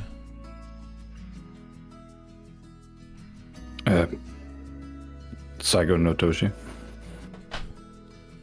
Right? That's where we said we're going, right? Would you like to go directly there, or would you prefer to take one of the different routes? We had options. We'll just go straight. Didn't we want to? We wanted to go by your place at some point, Dios, but we can do that on the way. We'll do that after the celebration. Right. Yeah. Yeah. I think we wanted I to can visit. buy my mom a gift and give it to her. Yeah. the Yeah, money we first. Very good. Easy enough. The trip will take roughly 5 or so days, possibly a little quicker, depending. Is there anything that you require from myself before you leave? Oh, I was about to hand a letter to the post office thingy, but I'm not sure if it would arrive before we do. The couriers are very quick. That's what you pay them for. It wouldn't be much quicker than yourself. Could you arrange a way to let it be there quicker? I'm not sure when I will be there versus when you will be there, or who's the quickest. If you're going to be there in 5 days, you'll be there possibly a day before me. Probably the quickest would be if you brought it. If you require to be there in advance, you can try and leave a tip for the couriers, and they can probably take the quicker route, but I'm not sure that it would be quicker than just the boat that we are directly giving you. Am I allowed to threaten them to make them run quicker? They don't work for me. You're fine. They're a private company. Gold might do it. Usually does, yes. Very good. Okay, so what I will be... I have something Yes. I'd require from you if you can. Of course. Can't you just teleport us there so we can get there today?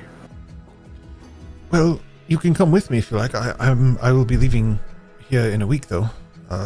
It's entirely up to you what you prefer to do.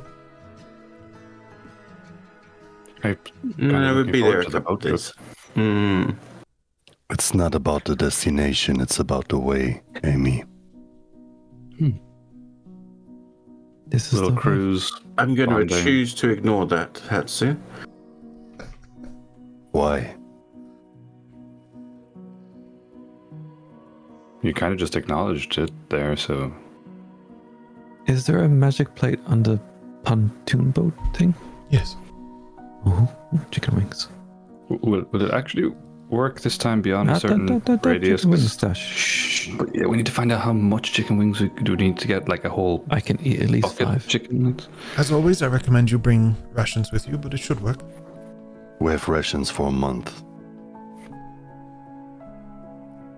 If you had to. Or 2 weeks.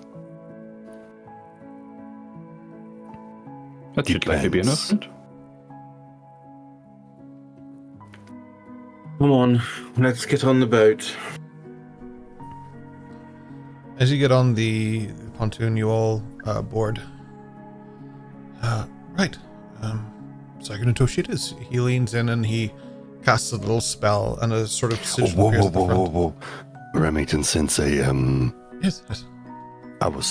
there was too much going on in my mind. Would you mind to give this letter to the courier?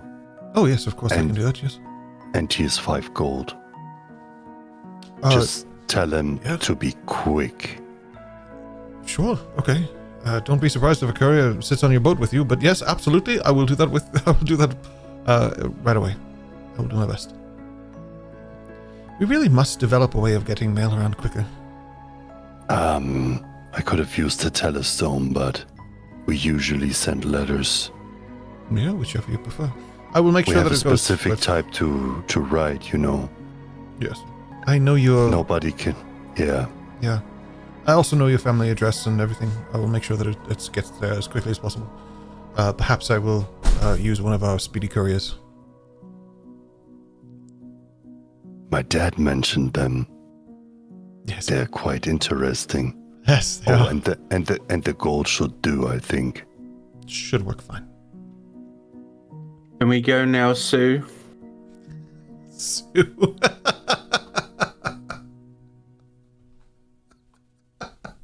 Hatsu is already 2 syllables, my dear. You will understand in a little bit what that does mean. Dash is just 1 syllable. It's quick. Yeah, there's no hope. For what? You will understand in a little bit. Somehow I doubt it. Right, well, bon voyage and all that. And like the ship just starts to go. Bonfire. What language was that? Yeah. Is there like cabins on this boat, or is it like open-topped boat? So it's a good question. The boat itself is wooden, and as it's leaving, a golden dome appears over the top, and the mast appears out of sort of a center point on it. Sails suddenly sprout from the actual pontoon itself, and it begins to set sail. There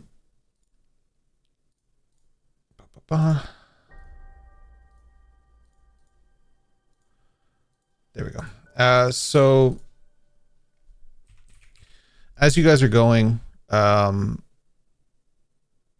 water sort of knocks the ship around, but you don't feel a change in the climate or the temperature or anything. You feel steady inside.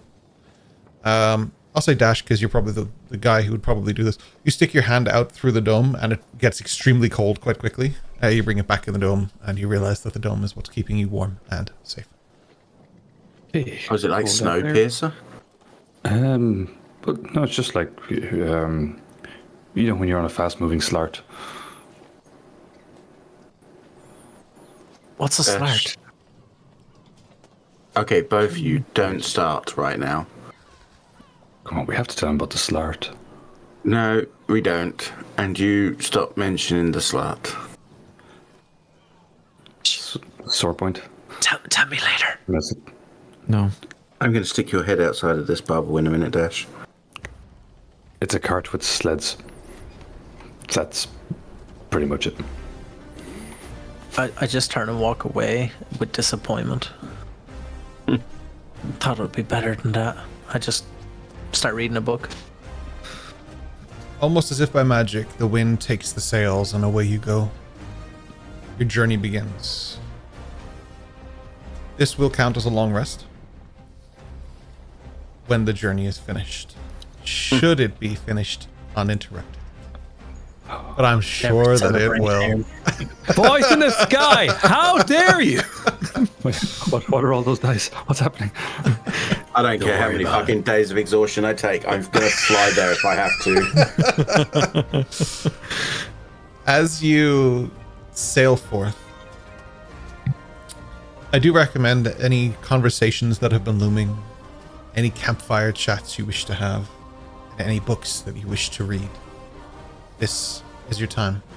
As a reminder for those of you in session, the books in your inventory that say book, something, are unread. Eldrin, I unmasked the Book of Tempestus for you, so that you have the full script if you wish. It is a lot of words, so you do not have to read it. The same goes for all of you. You never have to read the full thing, but there's a lot of information. Some of it useful, some of it not. But you did all, or a lot of you got books, so you may use them if you wish. Absolutely will do. I have a lot of text in both of the ones. Does that mean I've read them, or is there more? I can't tell. Are they just in your inventory or are they in your bag? Yeah, they're in my loot. In your loot, okay. So the gnome who would be queen is not red, and the winged guardian is not red. Neither of them are red. Oh, so they're not red. Oh, okay. They're not red, they're just the description of it, so I can unmask them for you. Okay, winged guardian should be reading first if it makes a difference on time. Cool. I will identify that for you there. Likewise, I'll be reading the Scorchwood Island of Shadows first, and then the One True Sun King second. The One True Sun King. So I'll do the Scorchwood Island for you first. The One True Sun King just sounds like a really good Chinese takeaway. It does sound like a good Chinese takeaway. I want that. Write that down. When Flying Orc reaches its peak, we have to open a Chinese restaurant called the One True Sun King. Perfect. Out of business in a week. Because we ate all the food. Pretty much, yeah. I'm copywriting Eldrin Spice Bag.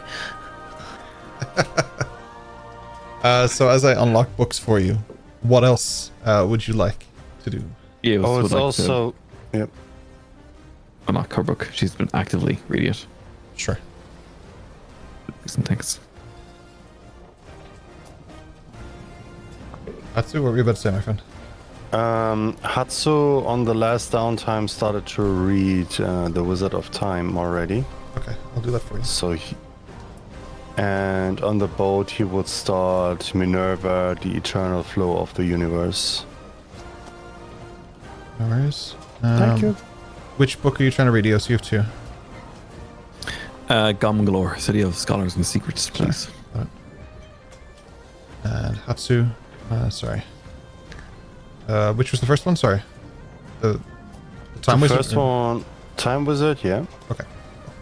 That he already started reading in the last downtime. And then he would finish the journey with Minerva, The Eternal Flow of the Universe. No worries.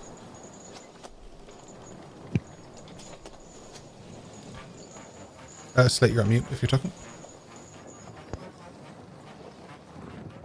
Slate's going to be reading his book quite aptly, The Phantom Pirates. So, Perfect. I didn't know you took that. That's so funny. Oh, yeah. That is unlocked for you as well. super. So, after a while, you travel through to such a point that you can't really see anything around you.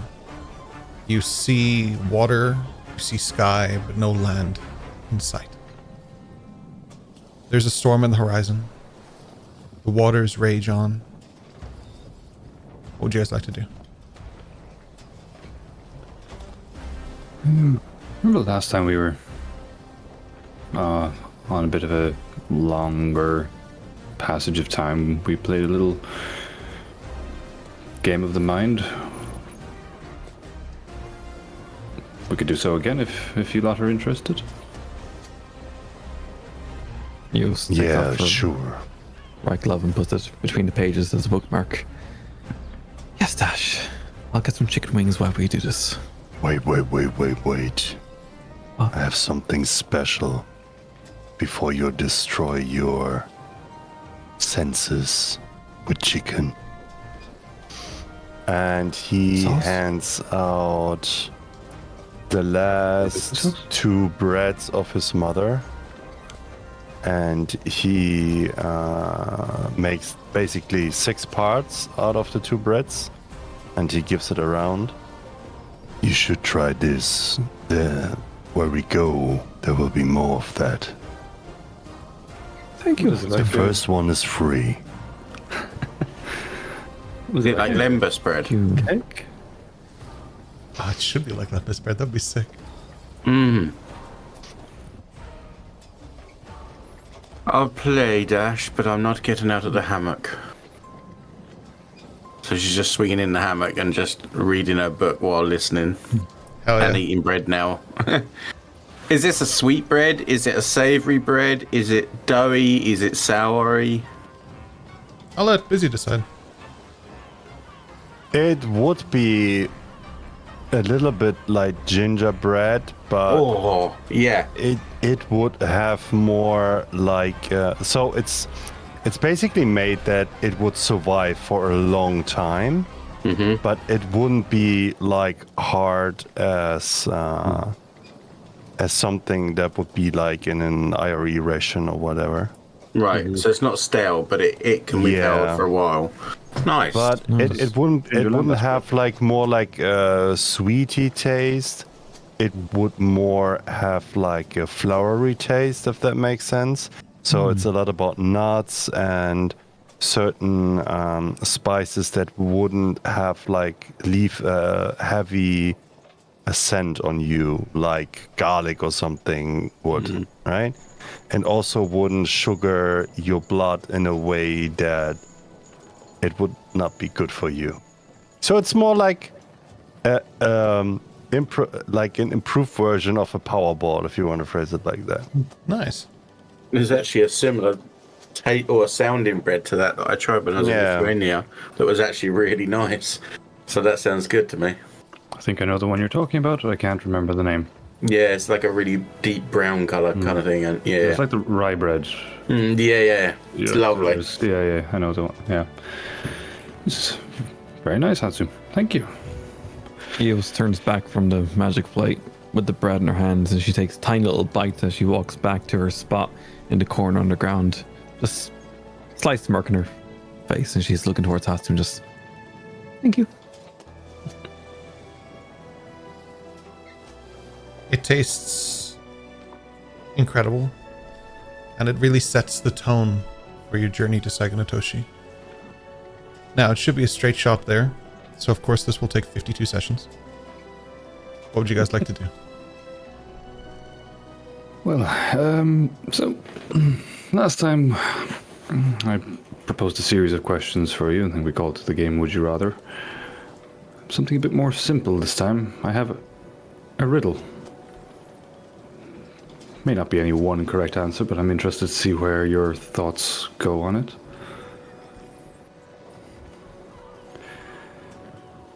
Three great men sit in a room. A king, a priest, and a rich man. A mercenary stands before them. Lowborn, simple. Each man bids him kill the other two. Do it, says the king, for I am your ruler. Do it, says the priest, in the name of the gods. Do it, says the rich man, and all this gold is yours. So tell me, who lives and who dies? The priest dies, and the king dies. Why? Because both of them are full of shit, and the rich man needs to pay me my money. You are not necessarily the mercenary in this case. I didn't say I was. How much gold What would if I get for either? It's not you. It's an unnamed mercenary. Well, then I'm not interested. You've taken all of my interest out of this. No Who's wonder you have such a hard time to understand the world if you're plagued with questions like that. This riddle is critical to the understanding of the world, one might argue. I don't think so. No. Why would a priest be next to a rich man? Why would I do anything for free? In your own way, you're all answering the riddles. No. No, Eos just flat refuses. Priests and rich men frequently rub shoulders. In fact, they are very closely intertwined. As would a king be. The king reacts to the religious are at the behest of the rich are rich because of the king. It's a endless cycle, really. Kill them all. Break the cycle. So you want to discuss positions of power? Now you're on the right track. He said you could only kill two Eos. If I make a spell big enough. I didn't say you could only kill two. I said Killing two was a suggestion. each one bids the mercenary kill the other two. What's to stop the mercenary killing all three? For me, I'd kill all three and decide who I wanted to be on a given day. That's different for me. So it has a real advantage. Eldrin, you've been quiet on this one. What are your thoughts?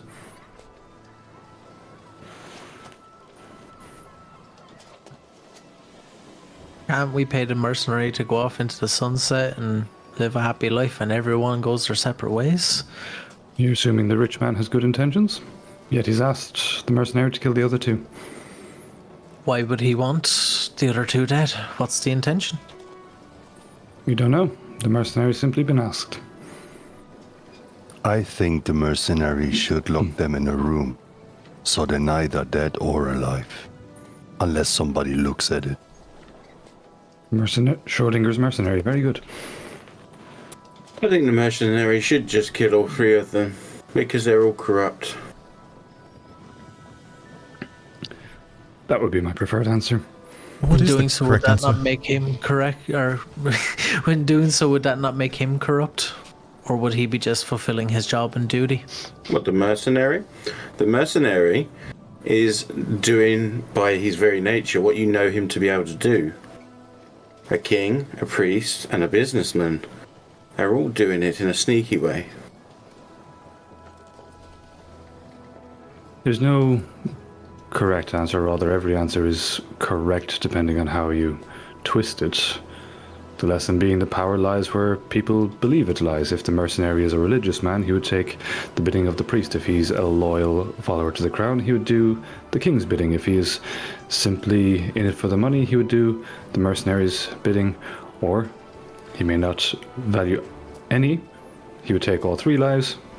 Or alternatively, he could take his own life. It very much depends on the mercenary, the one with the sword.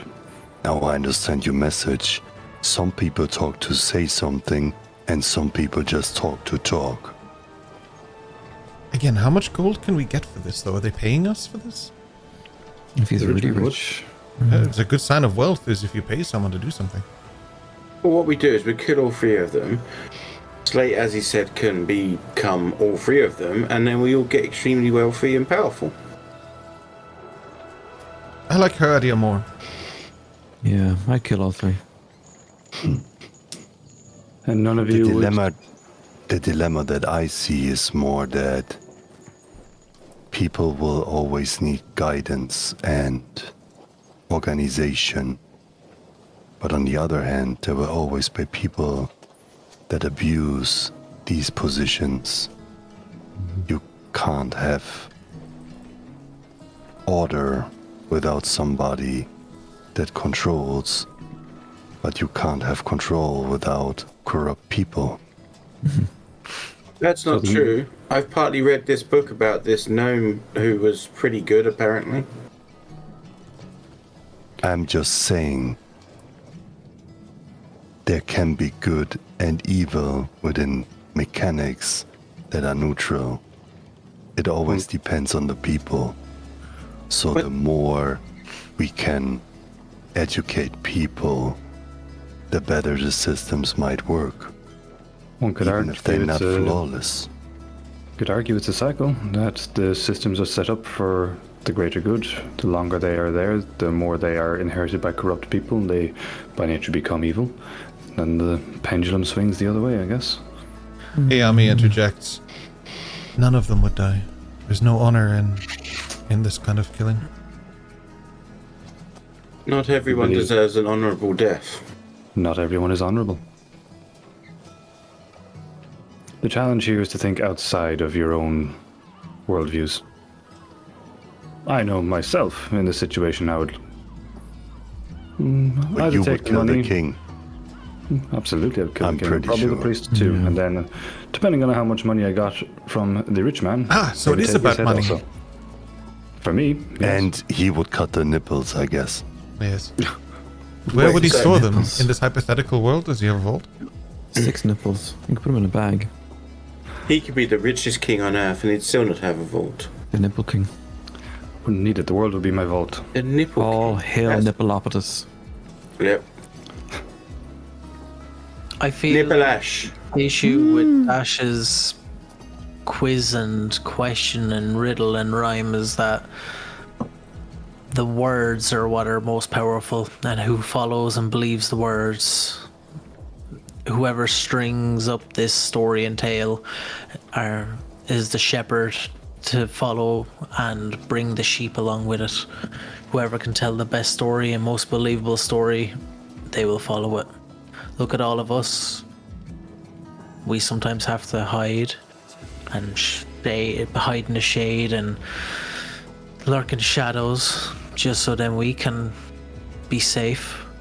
Just If I because told you someone a good enough story to lead you down to taking a head off Slate, would you do it? I don't want to take anybody's head. Each answer has a contradiction in this riddle, which is kind of the point. Happy Have you to take another the one? heads of those that deserve it. Who decides who deserve it? You? Well, I mean, if you see a man beating the shit out of a child, then I'd say you fucking deserved it. Whoever wields the sword. Oh, I hope not. Remember, history is written by the victor. You just hope that the victor did it for a good reason. The greater good. There is no greater good. That's the biggest lie you've been told your whole life. It's all about balance. Oh, that leads into one of the classic would you rather questions. I Would you agree rather with save one yours. person you love or 100 strangers? What's the greater good? What's the It depends. Are the 100 strangers good? You've no way of knowing, really, the inner workings of 100 strangers. By nature of them being strangers. But are we saving like a prison load of people, or is it just? Yeah, exactly. Are all prisoners Is inherited? it an orphanage or is it a prison? Right. Someone in the orphanage could grow up to be a race threat. Then we should just kill us all and the cycle ends. Yes. There'll be no more bread. And you say a person in an orphanage could grow up to be a race threat. 10 of the people from the orphanage could grow up to be heroes. They could. But would you sacrifice all of them to prevent the race threat and save one person you love? Or sacrifice the one person you love to save all of them with a That potential race one threat? in the middle? again. We already had that. We did. This one's for Eldrin's I'm not benefit. sure I love anyone enough to save. So I'd say burn them all. I have one question for you. Do you think we all here by accident or by plan? Oh, I think it was Remington's plan. No, your very existence. Oh. I think I was an accident. My parents were quite young. I think you dropped on your head as more well. specific. But that was also an Do accident. you think this world and all that's inhabitant on this world was an accident? Or was it planned? Well, according to Wolver, it was planned. It feels like a plan that got out of hand. I have one question for you. If you want to taste the best bread in the world, what would you need to do first? Get a boat to Saganotoshi, I think. Everyone's I'm taste saying- buds are different. I'm just saying you have to taste a lot of bread, right? And there will be bread that tastes bad for you, but that makes you appreciate the bread that you really like. You can only differentiate the good from the bad if there is good and bad. That is part of you having the choice what to do and what not to do. If everything would be perfect, you would miss out on this opportunity. So you wouldn't have a free will to be good. You would be commanded to be good because you don't have a choice. All I know, Hatsu, is if there is such a thing as a god, he's not an omniscient creator of life. He's a child with an ant farm. As I said, if you make everything perfect, you rob people to have an opportunity to choose. That's all I'm saying. And that's why I choose to kill all 3 of them. There you go, Dash. That's the answer. That's your choice. That's an answer. Matriana, Mm. have you ever considered possibly, instead of one singular greater being, there is some sort of council of many people who may have ascended to godhood, ended up in positions by accident where they are empowered to this bread is good. Quite honestly, Eos, I haven't really thought about any god or gods or goddesses or whatever they might be called. Because at the end of the day, their machinations are beyond our comprehension or control, so Yeah. why should we worry ourselves with things that are nothing to do with us? Yeah. You believe they exist, though? Do I? Not an Do you? impossibility.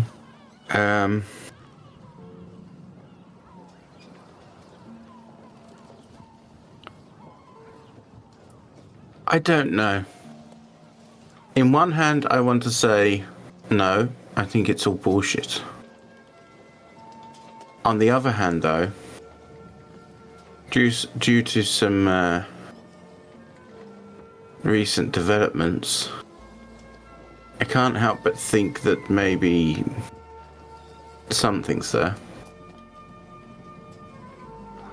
I'd always thought that they were just fairy tales, really meant to keep us in line. But recently it seems, well, since meeting Wesley, I guess, I've decided they likely do exist, but also I wonder why we should worship them when they allow a cruelty that exists in the world to exist if they're as powerful as they're made out to be. Temptation Why do runs they not deep. exist? Just explained it to you. Theology is a problem. They don't need your prayers. You need the prayers. The prayers Question make you is, feel are- good. Do we exist on their conscience, or are we simply like ants to them, where the ants could be chanting to us, but we just kind of look, oh, there's some ants, that's interesting. Well, that's what I said just a minute ago. If there is such a thing as a god or gods, they're not omniscient. They're children playing with ant farms. They have no idea what's going on. They're watching to observe. But what I mean is, are they actually watching us, or are we just disregarded as another existence? Yesterday, I was a god. I summoned a bass from the river, my fishing line. And I gave it forgiveness and I put it back in the water. You're a god of fish? I mean, that's a moment. good analogy. I agree with Eos. I was a greater being for one brief moment. She is now a god. To a bass. The only difference is that you didn't create the life. No. But then does that make every mother a god or goddess? My mother's an absolute goddess, yes. Do you have any drawings of your mom? But then that means your dad is a god. No. He didn't. Well, I suppose he did create life. Did something. Well, maybe it wasn't the one that you know as dad, but at least someone was dad. I can tell you one thing. They don't think they're the center of the universe like we do. What, the gods or our dads? Everything you try to say right now. I think everyone's the center of their own universe. I definitely think my father thinks he's the That's- center of the universe, for sure. That's the main problem, I guess. You're quite right, which brings us back to the riddle quite nicely. Oh, let's go back to the topic. Okay, why is No, I'm it just saying that's that we have essentially such a beautiful world and other worlds are full of fire and ice and terrors, and that is not fair? Absolutely is not. I That's want the my randomness of it. sweets, mommy. But you say about another existence where it's all fire, Hatsu. Maybe the people that live there need that. Maybe they want that. Maybe they enjoy that. As I said, it's not about the destination, it's about the path. I like these conversations. I don't. I think you ask stupid questions personally, but I agree with Adriana. So I would have thought you two amongst the wisest in the group. I thought you would see the value in such musings. I do. But it's not told me anything I don't already know about you all. So do better. Not everything has to be for your benefit. Well, considering you've asked the same question on 2 different boat rides, I guess it's not sinking into you. Didn't ask this one last time. No, but you did ask the other one Yes, but that we was just for spoke about. Eldrin's new to the game, so that was for him. Okay. Eldrin, I have a question for you. Sure. If you had to choose between never getting your wings again or having to remove those goggles, which would you pick?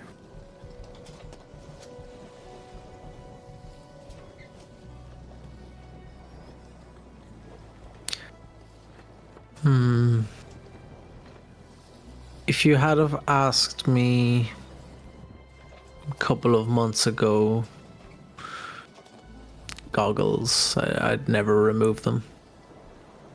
But now I feel wings more, but the goggles are who I am, really.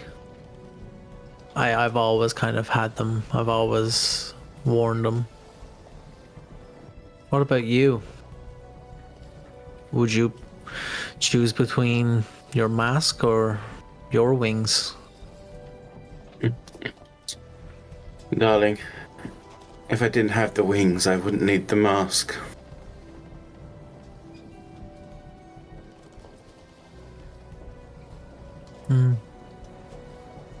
You see, up until you, although slightly different, I was the only one I ever knew or heard of like this. So, when you're the only person with something like this, you tend to get recognized quite easily.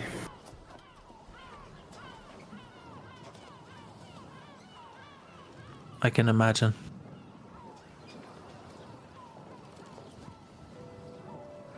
Some things are easier to hide than others. I know from spending some time around you that there's times that you have to conceal your wings, of course, and I can imagine that's extremely uncomfortable, and you may not feel like you can be in your own skin and feel yourself, your authentic self. The truth is, I have never felt myself with my wings. As in, I don't feel like they're a part of me. I have always felt like they were nothing but a burden.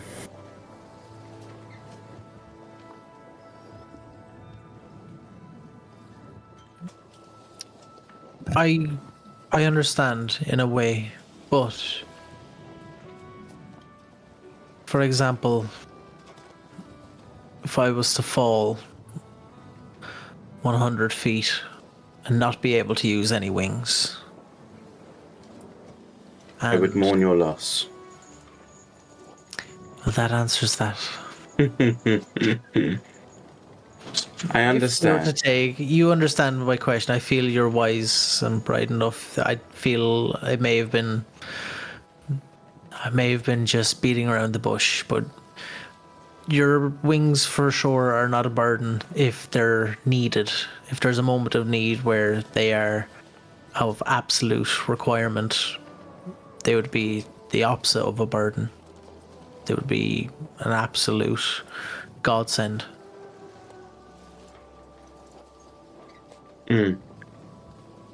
Interesting use of words. Did gods give you your wings? Yes. That's why she's so mad about it.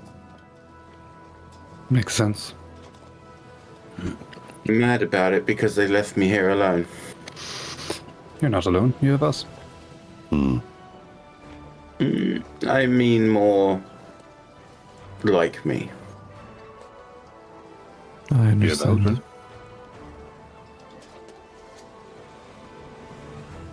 We might all be A little bit. weird in our own ways, but some of us, and she gives Eos a wink, are a little bit weirder than others.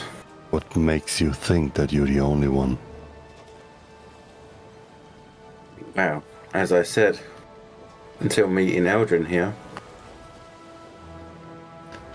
I had never even heard of it. That's your journey. That's your test. There's an amount you can carry. And as long as you don't push harder, you won't go over your boundaries. Sometimes you need somebody that makes you want to push.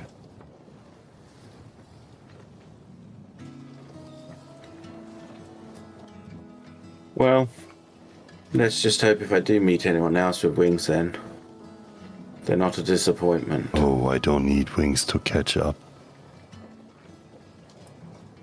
Well, when you learn to fly, we'll test it out. I feel like Maybe Hatsu's I actually can quite learn close to flying. how to restrain your flying. Hope I wasn't a disappointment. I know I didn't race you per se, but You took to swimming quite well. I did. Maybe on a warmer day, Dash, but It's less yeah, fun. it was needed.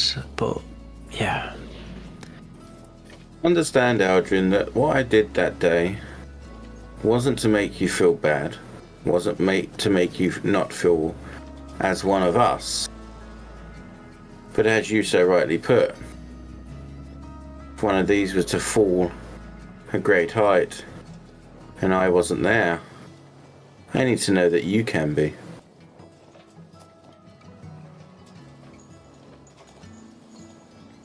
Like last time when she just left us for some ominous side quest. Listen, What I was it leveled up about, twice actually? during that, and it was well worth it. What is a level up? I just mean I got better skills. I got, I trained a bit harder during that time. I'm sorry, I didn't recognize. What was it that you learned?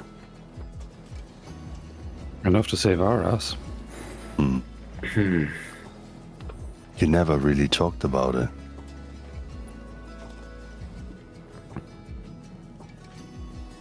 I learned that some information should never be shared. Unfortunately, I have that information. So you think you're the only one that can keep a secret? It's not that. It's the fact that people can be got to. Even me. The difference is, I know for a fact that I'm willing to make that necessary sacrifice if it was to keep that information quiet. I can't guarantee that about everyone else, as much as I trust you all. So you making yourself special in No, that you're the chosen one? no. Just like my wins, Hatsu, I do not consider this a benefit. I do not Understand. consider this a privilege. I consider it a burden. And it's a burden that I wouldn't wish to put on anyone else. Some things you keep to yourself because it's controllable. Once it's out in the ether, it is no longer controllable, and there's no telling how far the fire spreads. Exactly.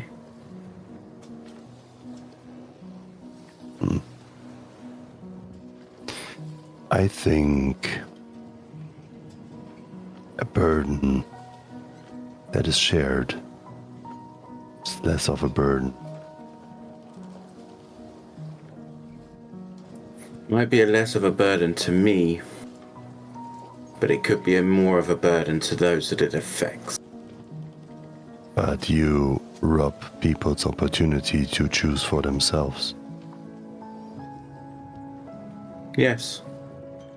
And I'm happy with that. Because if it So- means I go down in flames to make sure this doesn't go anywhere else, You I'm act happy to do that. exactly as the entities that you hate because of that. no. It's only a choice when it's presented to the people. It's not up until that point. They're not aware of it. It doesn't enter their psyche. It's not something they have to concern themselves with. Yes. You're aware of the Alright. fact I have information because I've told you that. No one else is. So no one else Okay. needs to be worried about it. I have information. I'm sure you do, and I definitely don't know everything you know. There will be a time where you will. It's And I'm just sure not there'll be a needed time yet. where you know this as well. I I'm can live pretty with that. sure at some point we are all going to suffer this information. I would just prefer to leave it off of you as long as possible. I suppose the question is, us knowing in advance, does that help us better prepare when the time comes? No. Not in this Same situation. question as if you would know the last day you live. Would you have died if you wouldn't have known? I wouldn't like to know. I'd rather live in blissful ignorance. Which is why I'm not saying a thing. That's interesting. Now I want to see that place even more. You can't be worried about the things you don't know of, as Have Dash you said. been at the end of time? No. But I'm pretty sure you could say that I've been to where the world ends. An end is also always a beginning. I'd Not love for to any of witness us, it wouldn't be. That doesn't matter.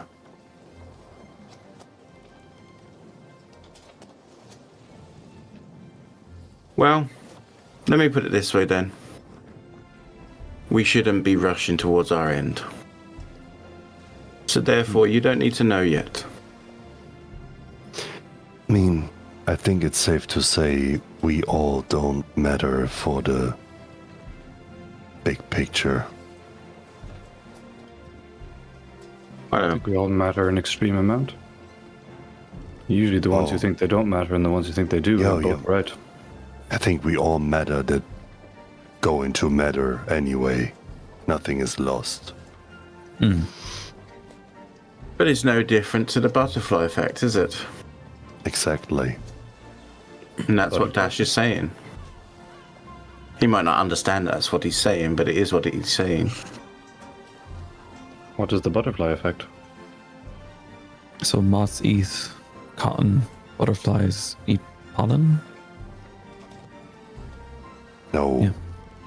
It's more like one flap of the wings of a butterfly can cause a hurricane on the other side of the world. Oh, like the stone causes an avalanche, so Yes. yeah. Okay. Exactly. Dominoes. Actions have consequences. Bonus actions have bonus bonus. consequences. And crying is a free action.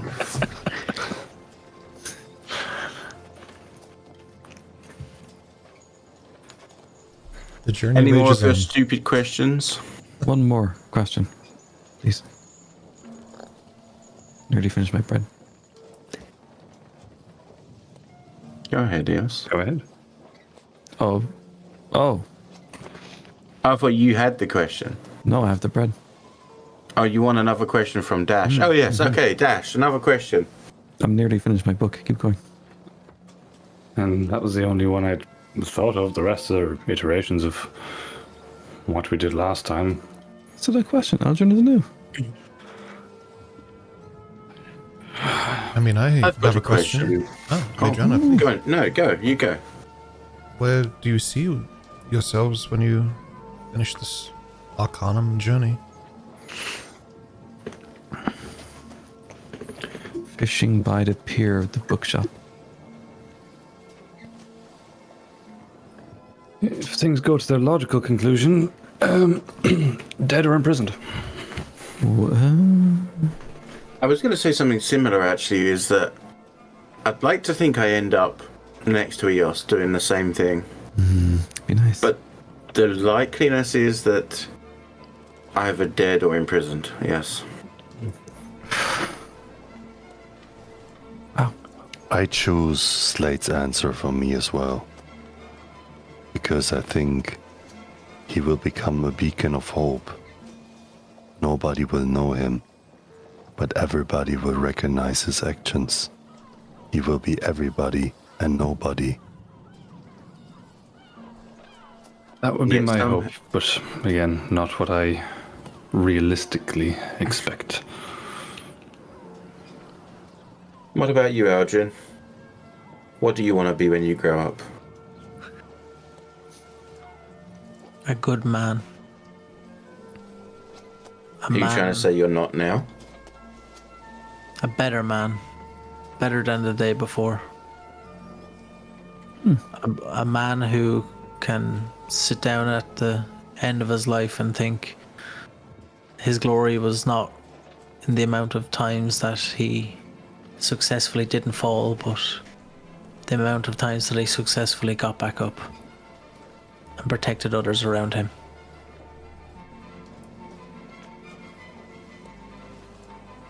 You ever killed anyone, Eldrin? Lista spits out a drink. No matter what happens, Eldrin, I'm Hatsu from now.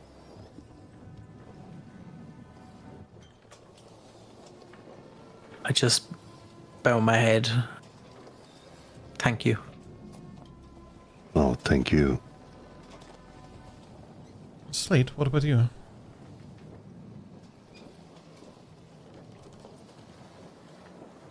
Like I said, my answer was pretty straightforward for me. Kill them all. Play who's best. It's the age-old thing. Can't make an omelette without breaking some eggs. You have I mean, you do make a pretty fine omelette, in fairness. you have such potential. I mean, you could be anyone. You could do anything. You could kill someone and take their life if you wanted. You could steal that is most valuable. Somebody's existence. Why does it sound like a job offer from you? I know a few people. I know a it is a king that job needs offer. maybe a replacement. The amount of good that Slate could do in those shoes. But Without you know anyone what's ever most noticing. valuable to Slate? Gold? Just knowing who he is. Would it Doesn't be need his to be own? anyone else. I think a platinum piece would help, though. They're quite rare.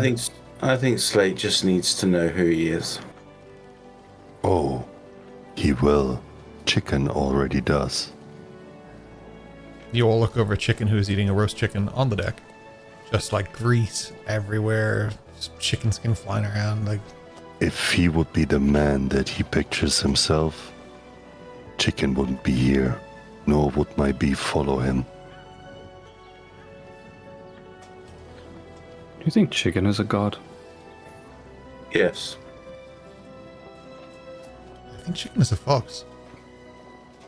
Oh, he's more than just a fox. I think Chicken is an avatar of a mightier being. Maybe not a god.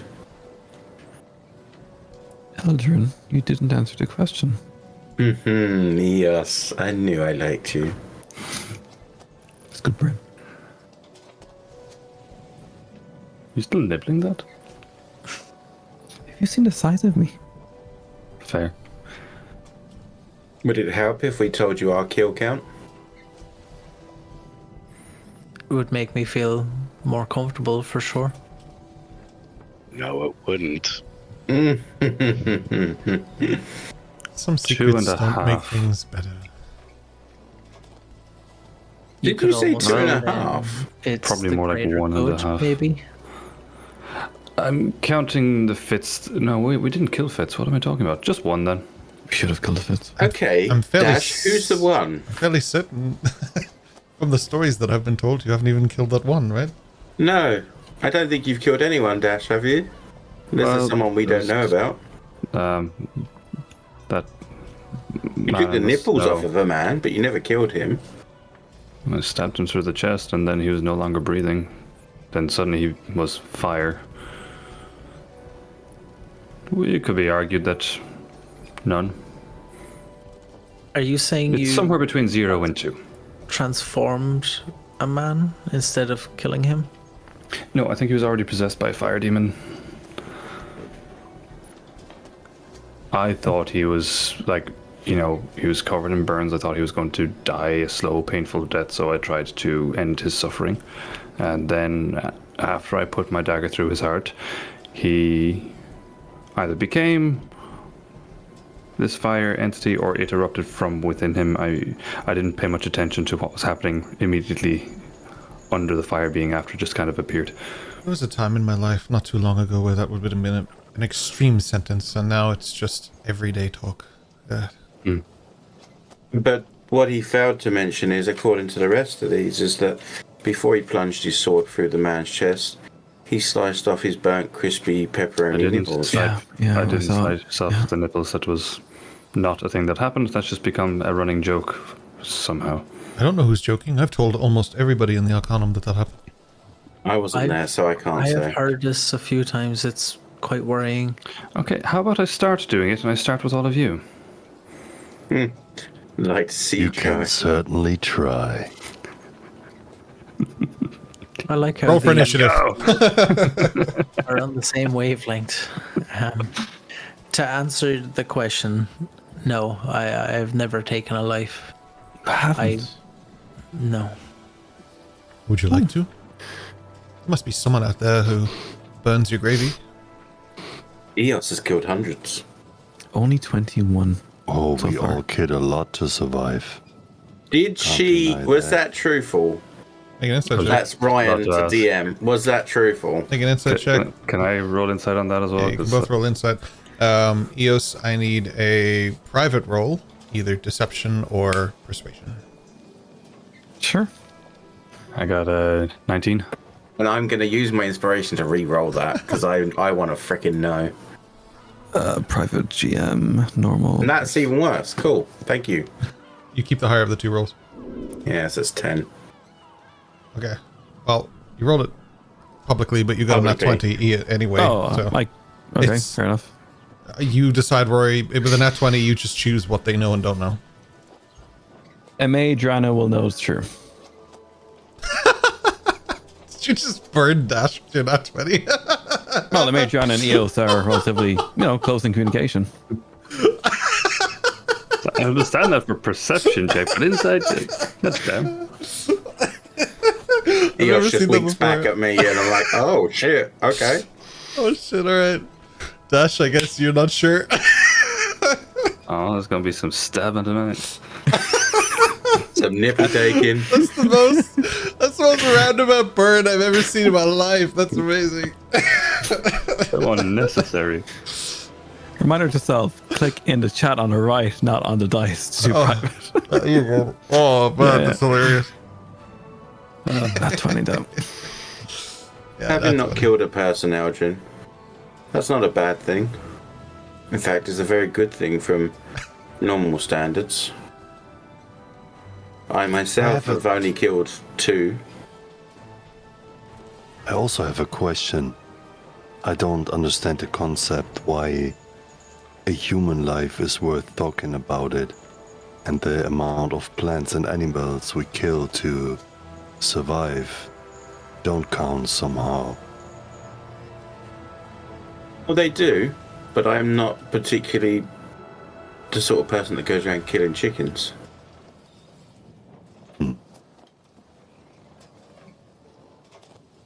I mean, if you're talking wildlife versus people, I've killed 2 people and maybe a couple of deer. That's about it. I'm just I don't saying, think I've killed any animals. killing I've- something to survive is part of all of this.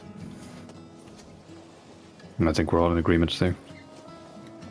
Again, I know it may be it was disagreed with earlier, but the greater good for you to survive, if you have to kill another or kill something for sustenance, it is the greater good. Would you kill But a king to try and fix society? Would you? Absolutely. Without mean, hesitation. He wants to kill a king because he doesn't like the king. Yeah, that's kind of my whole thing. But like Hatsu said, killing the king won't fix society. No. Society needs a change of... What was it you said in Dagtorp? Hearts and minds, Matsu? I This is why I'm looking forward to actually getting to Saiga Natoshi. To see exactly how organized they have things. I must thank you, actually, Hatsu, because up until Dagtorp and Orla's change of heart, I would have thought that the the way to make the world change was to,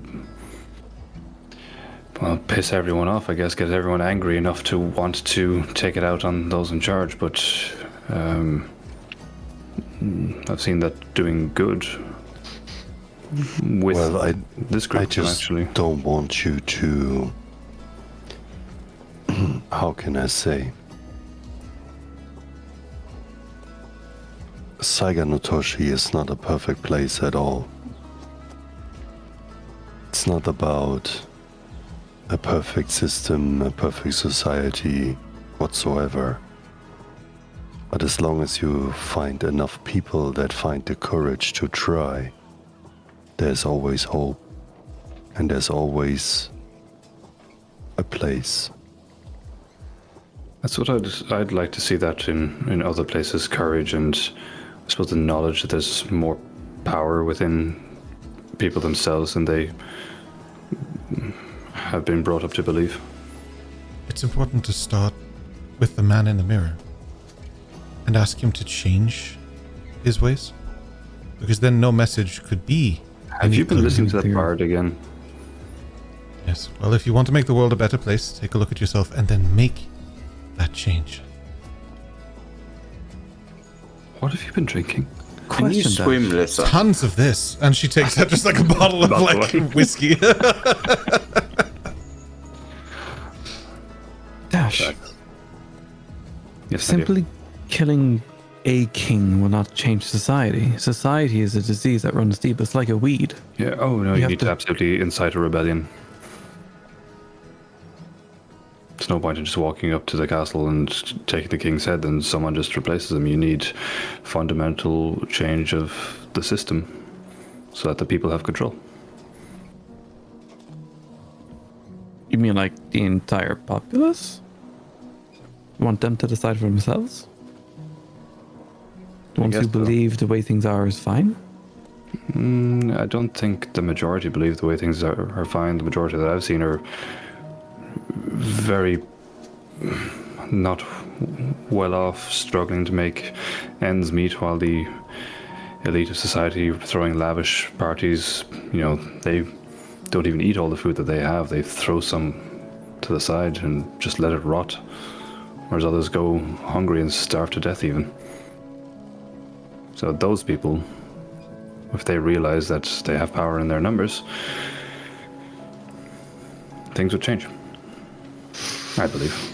It might be a fool's errand, but it's a hill I'm willing to die on. So would you become king or would Lissa be queen? Neither. Who would you put in the place? King. What? Wait, go back to that. I could be queen. You could, and have someone like us coming for your head. No, I'd be a good queen. Everybody give me a gold, and you would live. be a good queen. My darling, I love you, but you would be terrible.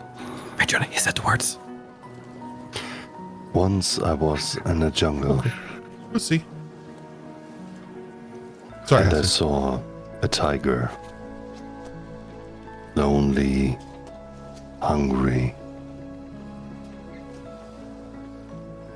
And he got its prey.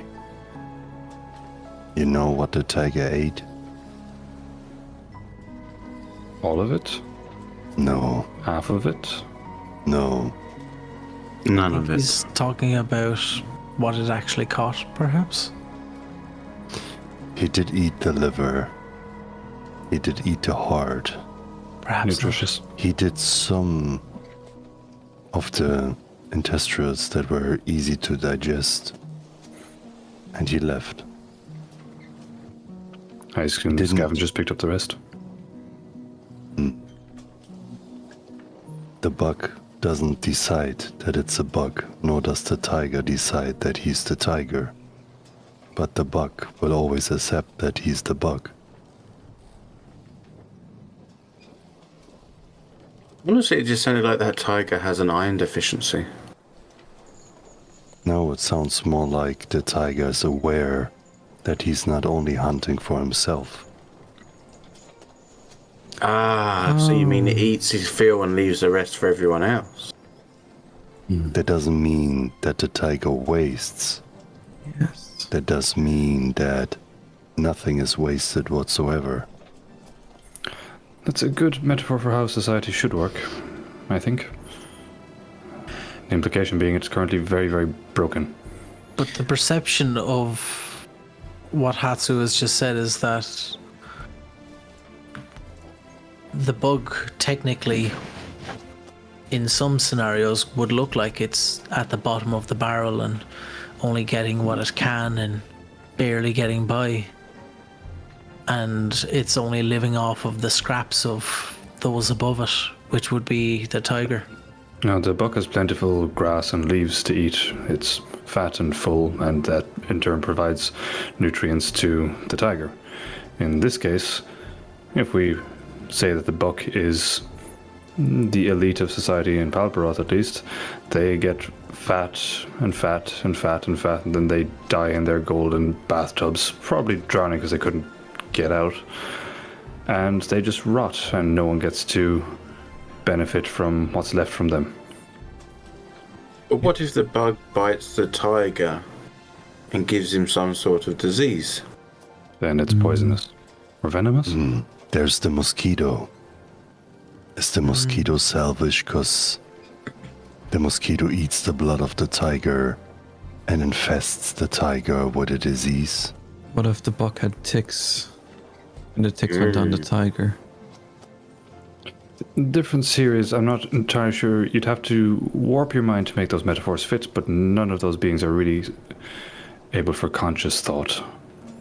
Would it be that you're Doesn't looking make them and better or seeking worse than us, but equality? Effectively. It depends what you mean by conscious thought. They have conscious thought, they just don't have moral thought. Oh, I would disagree. Highly disagree. You think they're choosing just because they want to, or because they're... Well, I guess that's the free will question. When I say moral, I mean... I explained Eo's plants talk to each other as well. I have that book. I'm just saying the buck will never put itself in the center of everything to try to understand everything. No, it wouldn't. Neither would the tiger, I guess. Who would Neither you would rather the be, king. though? The tiger or the bug? It doesn't matter. When I'm a tiger, I'm a tiger. When I'm a bug, I'm a bug. When I'm Hatsu, I'm Hatsu. There's the alternative of the person who can be the tiger and the bug. But he's still Slate. Can you turn into animals, Slate? You turned into the Minotaur. That's not really an animal, and I'm sure they'd find that very speciesist. Yeah, as in they have animal-like features, so if you just modify that a bit, you could probably get there. Is a learning a lot a about- mammal? I'm learning a lot about Dash. His hatred of other Yes, species. Your Palperoth is showing Dash.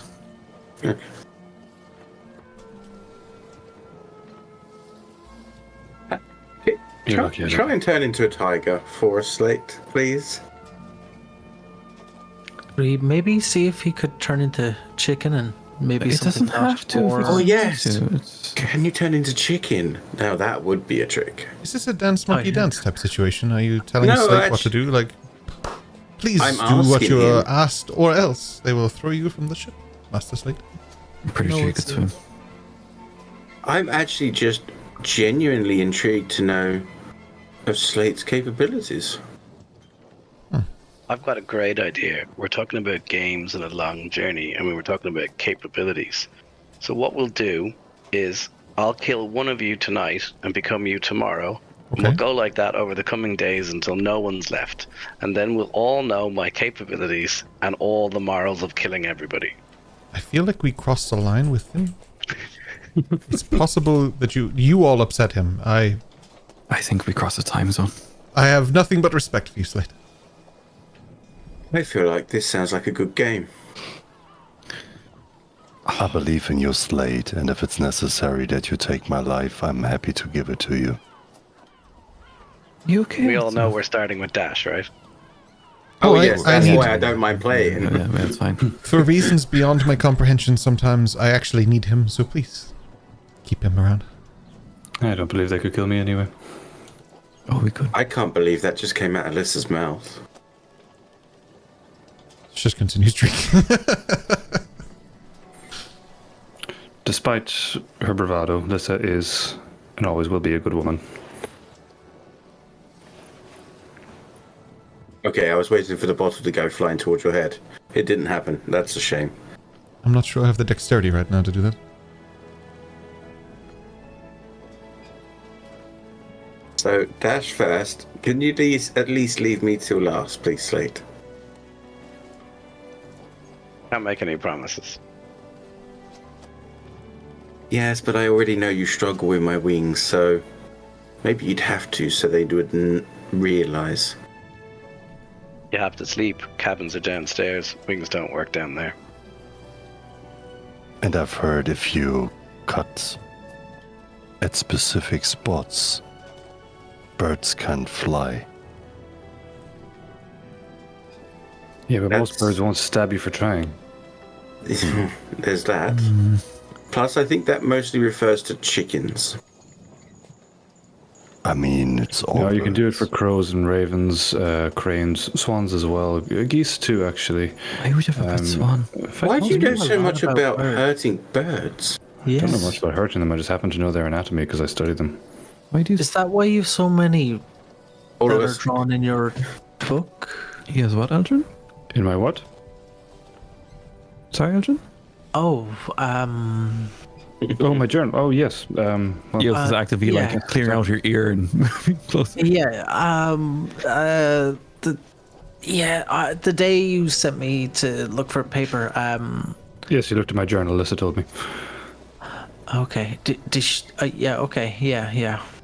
Yeah, no, I draw birds. They Beautiful drawings, of course. Yes. I could never.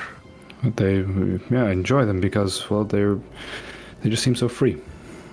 So it just, I don't know, I've always been enamored with them. Dash has actually been, while they've been talking, he has been drawing in his journal. I just show Hatsu. Actually, Hatsu, I'm working on this one for your mother. And it's just like an image of a crane with some flowers around it. It's coming along. It should be done by the time we get there. Oh, thank you for the effort. It's, yeah, it'll do. Ayami leans forward and she's like, "You'll like Saigo no Toshi? Yeah, we have a lot of birds."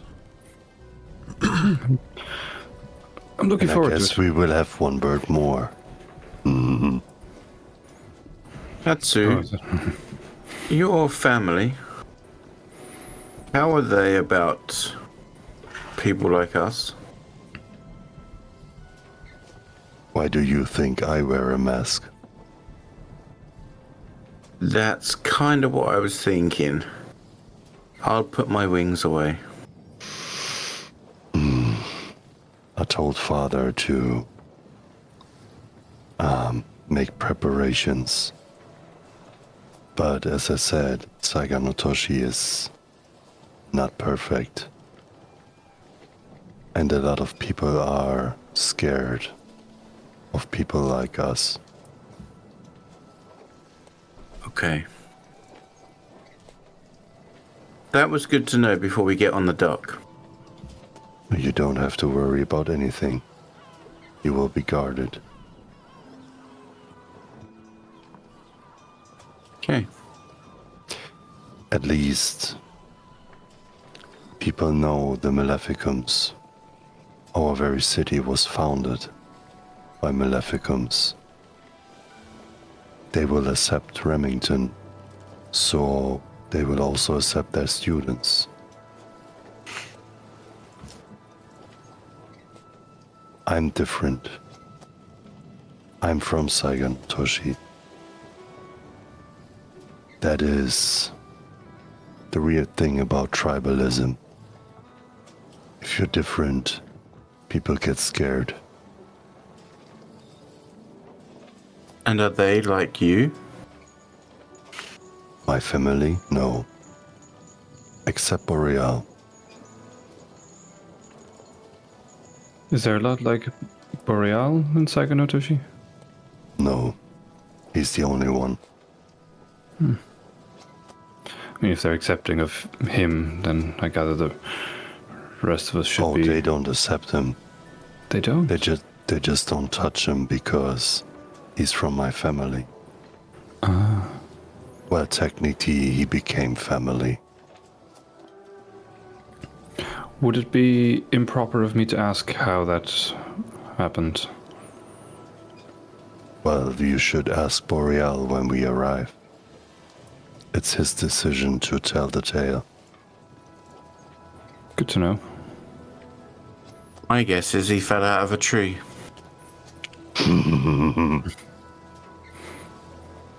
He definitely landed on his head at some point. Ayami takes a moment and goes bright red in a way that none of you have ever seen. She's like, when I said there's lots of birds, I didn't mean boreal. I just that we have a lot of rare species of birds in the city. I mean, boreal is a very rare. If you think you've accidentally insulted him, Miami, I think you're okay. She just nods with hesitation. We knew what you meant. Eldrin, what was your trial? I just remembered. Time passing and such, we may have missed it. What did you have to do for your trial? My trial? I don't think he's been there that long, Eos. We had to do trials at the beginning of first year, like puzzles and labyrinths, I guess, to test our skills effectively. Wait, you had puzzles and labyrinth? What did you do? I had a party that I had to steal from. Interesting. I didn't know that. I thought we all had the same test. I didn't know we had tests. I gather you didn't. Okay, so you got a free pass, obviously, Eldrin. I didn't know you'd done that either, Dash. So, Hatsu, what was yours then? Oh, it was running and parkouring. Oh. It was fun. So it was an easy test for you. Okay. Slate, what did you have to do? You know when people get a coin and they can move it around their fingers? Instead, I got to put my hand up and start individually changing my fingers into different fingers. Oh shit, that's pretty cool. That's new. Can't believe we've never discussed this. Yeah. Eos, what did you do? Oh, I had to make a wall scared of me, and then I had to make light where it was dark. You had to make a wall scared of you. There was a maze first. It was damp, and How did you do it? Do you remember when you shout at were it? golden, and I tried to instill a sense of fear into you? Similar to that. Wait, who was So did the wall get pissed off at you too? It really did. It smashed it. It was dusty. I sneezed. Okay, maybe you should be careful about that one. Wait, who? Dash was golden? But What? don't worry about it. I tried to steal something from the school vault and got turned to gold. And nobody. Oh, never mind. Never Oh no, mind. the entire school talked We about turned it. him into a It was- bird bath, so it's fine. We had a really It cool worked out. pulley. There's this. What was he making? I'm not sure you want to Well, discuss this. That's still a bit of a sore point. There was a just from me. blacksmith to make- down. Clear for Eldrin, I wasn't part of the we. That's true. No, it was an ill thought, I but still appreciate that, by the way, Hatsu. for a moment I thought to myself, I'm surprised maybe somebody didn't take a finger or a hand and try and sell it for a lot of money, but I think it probably crossed Lissa's mind. We knew he was going to get changed back, unfortunately. I mean, fortunately, obviously. Can I roll insight on that? Did she actually? Go for it. Since we're here. I had to do the public roll. The private GM roll. There we go. That is a 16. I just choosing which one it was. I know which one you're choosing too, you fucker.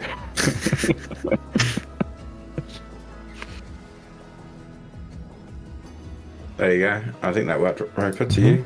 Yeah. He would get something, but not necessarily all of it. So Ryan, I'll let you take that information and paint that as you will. It was she was joking that it was okay, so she was joking that it was an unfortunate thing you didn't stay like that. She's glad that you got changed back. But Do that. there could have been some coin made from it had you not have been. I'm more thinking that did she know he would get turned back? That's what I was thinking. Oh, sorry. But in that case you'd get that. Yeah, she was pretty sure you would. Okay, cool. Madriana, during the revelry and laughter as you guys all talk, you look across to the side and you see in the horizon a familiar city. It's up to you if you want to call it home. But you're passing Verdwar. You see that big pile of scrap and black smoke? That looks toxic. Don't ever go there. Okay. Is that Verdwar? That's where I'm from. It's not worth visiting. It's all shit. Unless you want to be a pirate. No. I mean, If it makes you feel any better, Palproth is like the shined up turd version of that. Oh, that's the edge that you see. Wait until you see the middle. Is Not it sure I want to. worse or better? Honestly, Aldrin, I kind of like you. I think you're kind of stupidly sweet, if that makes sense. I honestly think you'd get eaten alive. Not because you wouldn't be able to handle yourself, but I think you're on the verge of too naive for that place. Well, if a place was smithing somebody like you, there must be good in it.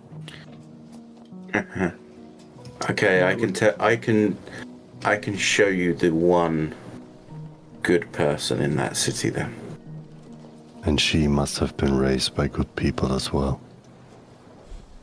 No. You'd So Madriana, there you'd can probably be see Dash beauty in the about to ugly. speak and stop himself right there.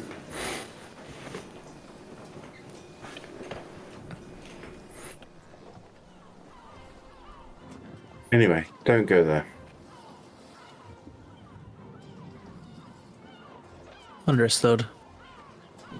I appreciate your honesty. I may definitely be naive. I have not ventured very far and quite closeted, but I appreciate it. I feel that may change being out and about and on an adventure right now. Going to Saganatoshi, of course. I'd almost hope that it Just- wouldn't change, to be perfectly honest, Eldrin. Everyone here has an edge or more of darkness to them. You seem to be lacking that, which is almost endearing. Yes. That's why I said a sweet stupidness. That's kind of what I meant by that. It's a good quality to hold on to, if you can. But I suspect that choice may not be yours. One thing about the city, though, for you, Aldrin, is I think you'd love its marvelments. Not the people, but I think you'd like the city for what it can do. You seem to be quite mechanical. Or at least I know you're from an area that is quite mechanical. Absolutely, yeah. maybe someday if the city is not as doom and gloom, and of course the time is right, maybe, but I would only follow your guidance on that, of course, Adriana. Yes, well, let's hope that we don't run into any pirate ships on the way to Saganatoshi. I mean, still, we could say hi. Yeah, that would be great. Oh, you want to see some pirates? Why not? I never had the chance to sink a boat. Do you think there's flying boats? Everything is possible, I think. Like a ship that could go in the air would be very useful. Do I know of that, Roper? I feel like that's a pretty dumb idea. I don't think anybody would ever do something with it. I don't know. I think it sounds like something we should all barrel towards aggressively. I don't think so, Adriana. You know what would be even better? A boat that can also drive on land. Like, I know how Be great. technologically advanced we are, but I didn't know if we'd got to that point yet. The only person... No, I won't say it that way. One of you, through some means, is at least passively aware that one is around. But I won't say who, what, or why. But those who pay attention to the stream definitely should know. Because it has been shown on stream. So, okay. Okay, as well. Notes are going to be read after this session for sure. The trip I feel like itself. this came up earlier. Okay. The trip itself. Indoors. So here's a few of the things you see along the way on your journey.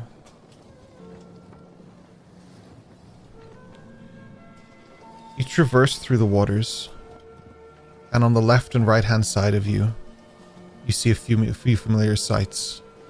One is the glow of Vulcanus itself as you pass it. Verdwar on one side of you, Vulcanus on the other. That glow is visible for a long time. Multiple nights you'll still see the glow of Vulcanus no matter how far you go from it. Because at night, Vulcanus is burning like the sun. You could always see it from the Arcanum, but now you can see it from different perspectives. Eos, you know at home you would have seen the glow but never really been able to attribute it to what it came from. But now you know. Hatsu, same for you. And Majiana, you, from where you come from, can always see Vulcanus. From any height, anyway. Any semblance of height. And for the rest of you, you know what it is anyway from your time at the school now, but it is something that's just eerie. You pass the depths of Verdwar, and within the next day you pass what is arguably the largest lighthouse you've ever seen in your entire life. It almost rivals the height of the school built into the mountain itself. It is massive. Passing that, you pass several ships, some of which you worry that might be intimidation or threat to you. They're in dark colors. They're clearly used to moving through the night.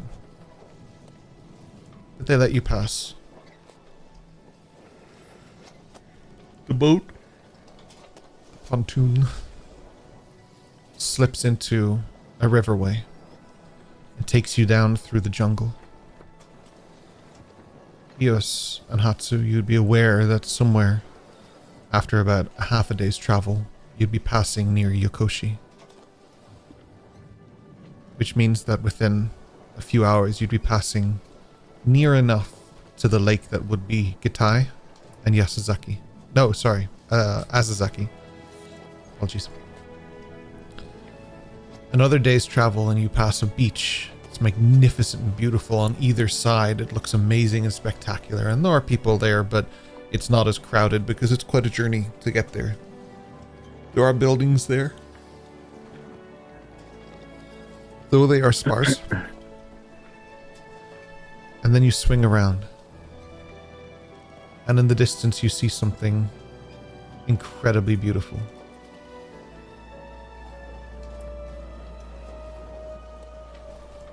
As the ship glides towards the harbor, cherry blossoms drift across the water's surface, carried from groves high on a cliffside. The city raises in a graceful terrace from the shoreline with wooden structures, lacquered rooftops, paper lanterns glowing in soft hues. The grand sea gate is flanked by carved stone lions and wrapped in blooming sakura branches that seem to defy the season itself.